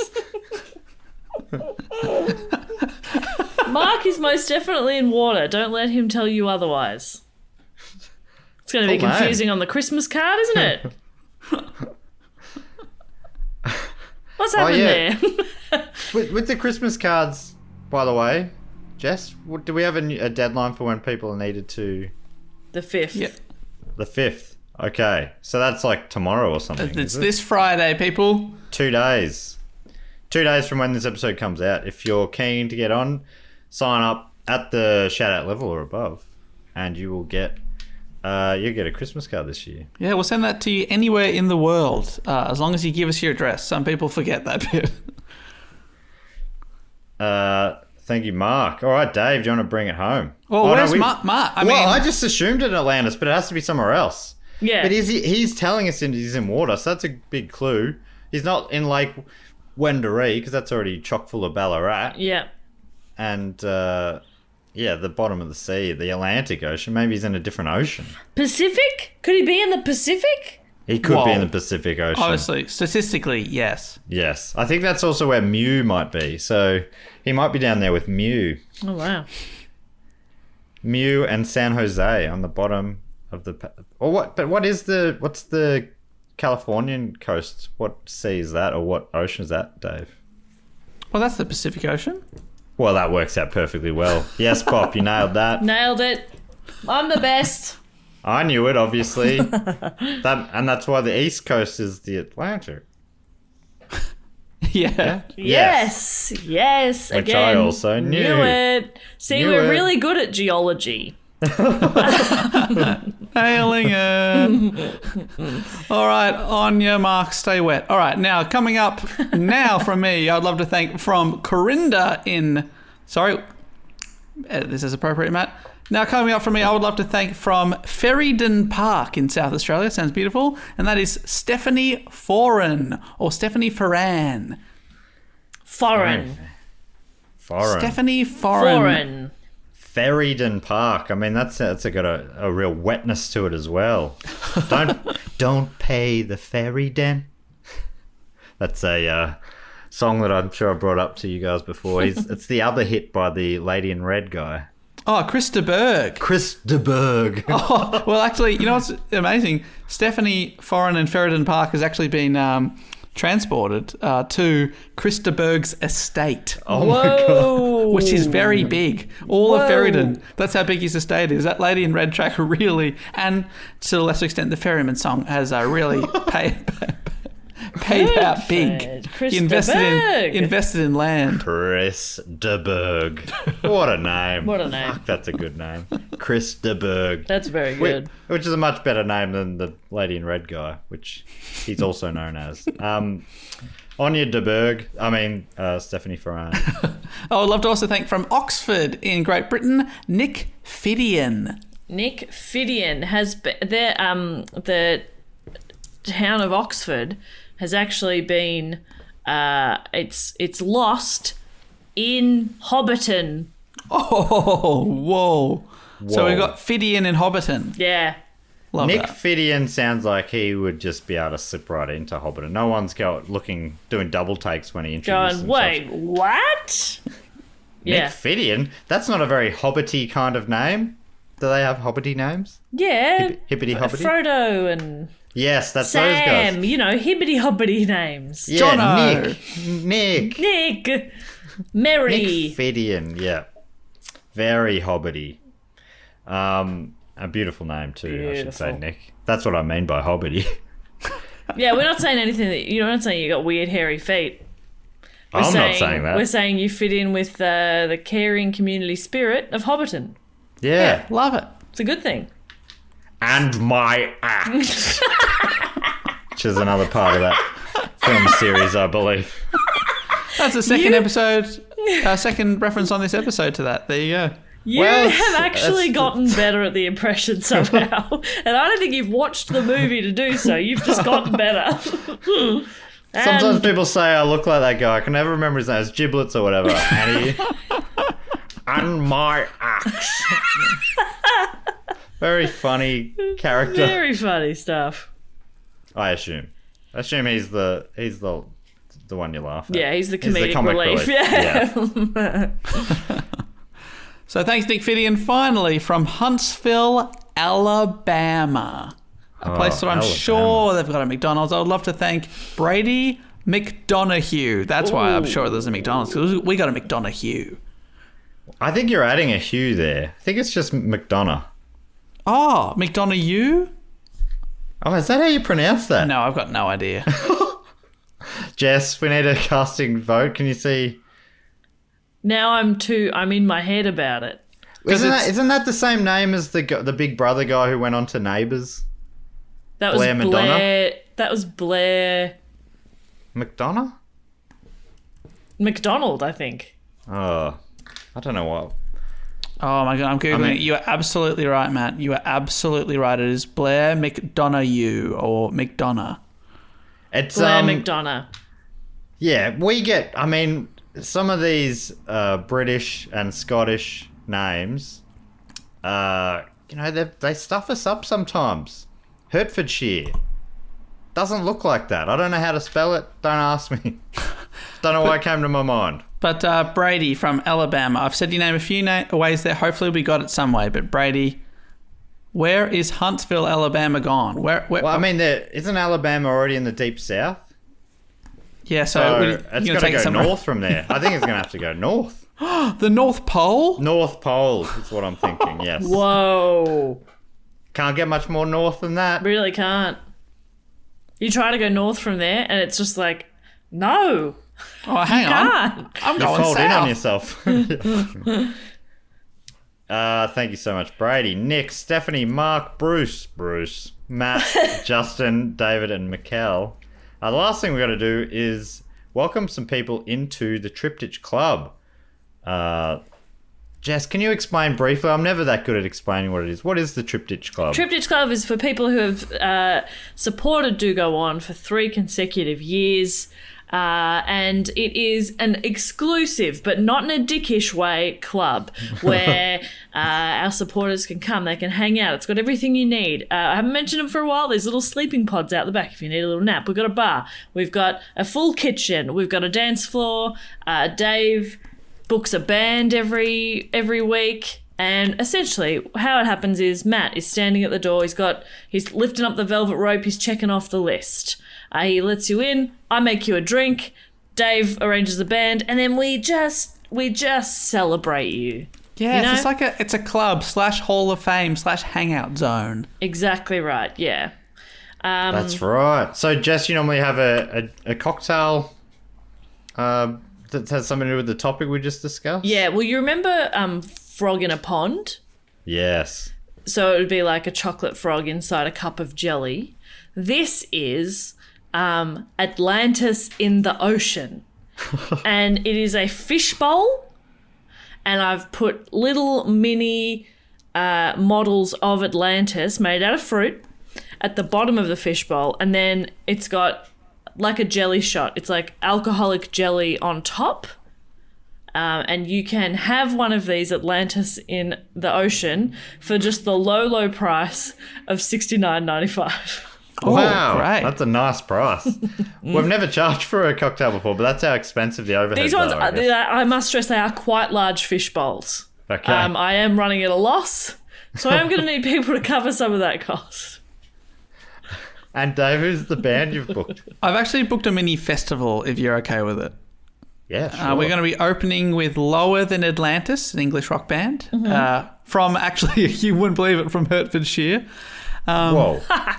Why did that come to mind before? Hertfordshire, I believe they wanted me to say. Oh, right. That's why. I said it wrong. Lower Than Atlantis are opening for Visions of Atlantis, but the headline act is simply Atlantis, Ah. a 70s band. I really wish you would have run this festival idea past me before I spent so much money on fish bowls, because I don't know how we're going to keep things going. Uh-oh. How quick are you at turning over these cocktails, Jess? I can see a big line banking I up have already. pre-made a lot of them because okay. obviously jelly has to set. You're not just drinking the jelly juice, are you? So I have pre-made a lot of them. They are limited, but I've made one for everyone. So if there's people who don't want one, who don't like jelly, then you can come back for seconds. But let's just go for like one at a time, and then assess. Okay, all right. So I'm going to now welcome in 4 names this week. I'm going to shout them out. I'm going to welcome you in. Then Dave's going to hype you up. You're going to come into this club feeling good. Jess will then give Dave a bit of positive feedback because Dave needs it. He runs on positive feedback. Thank all you. right, so everyone ready? Here we Yes. go. I think you'll recognise his first name, Dave, from Melbourne in Australia. It's Tom Mitchell. Whoa, also known as the lead singer of Weed Hornet. Tom Mitchell, you make me feel Tom Ritchell having you in my life. Oh, You rich with legend. friendship. Yeah, hell yeah. Also, shout out to Weed Hornet. Who cares? No one cares no more. That was one of our songs. Thank you, Tom. Who cares? No one cares no more. Yeah. That's a long name. Love I it. love that. Love that, Dave. Look at this face. Love that. Oh, love it. Maybe one day Weed Hornet can play in the Triptych Club. We'll find out. Whoa. From Bryanston in Great Britain, it's Jack Evans. Ooh, I'm not in Jack Evans. I'm in Jack Heavens. Yes. Speaking of not being able to pronounce British place names, I'm confident I haven't got that one right. I reckon I can do this one though. From London in Great Britain, it's Patrick Weller. Ooh, more like Patrick Heller. Hell yeah. Hell yeah, Patrick.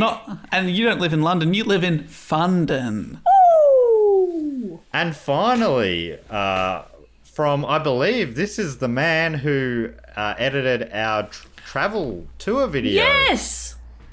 I don't think I even realised you're a patron, you goddamn legend. From Cinnamonson, New Jersey in the United States, it's John Machacon. Ooh, John Machacon. More like John Matcha Bonbon.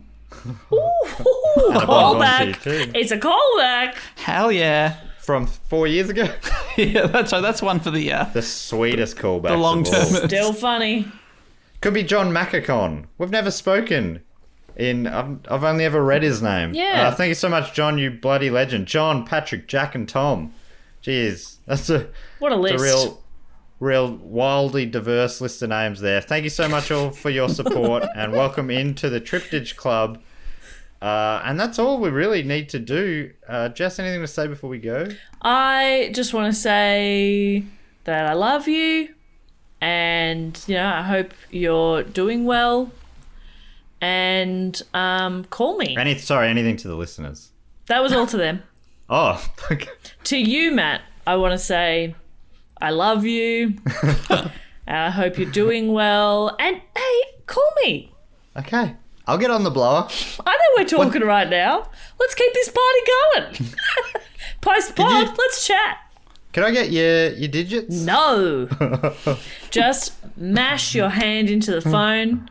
Eventually, statistically, if you try that for long enough, you're going to get me. Okay.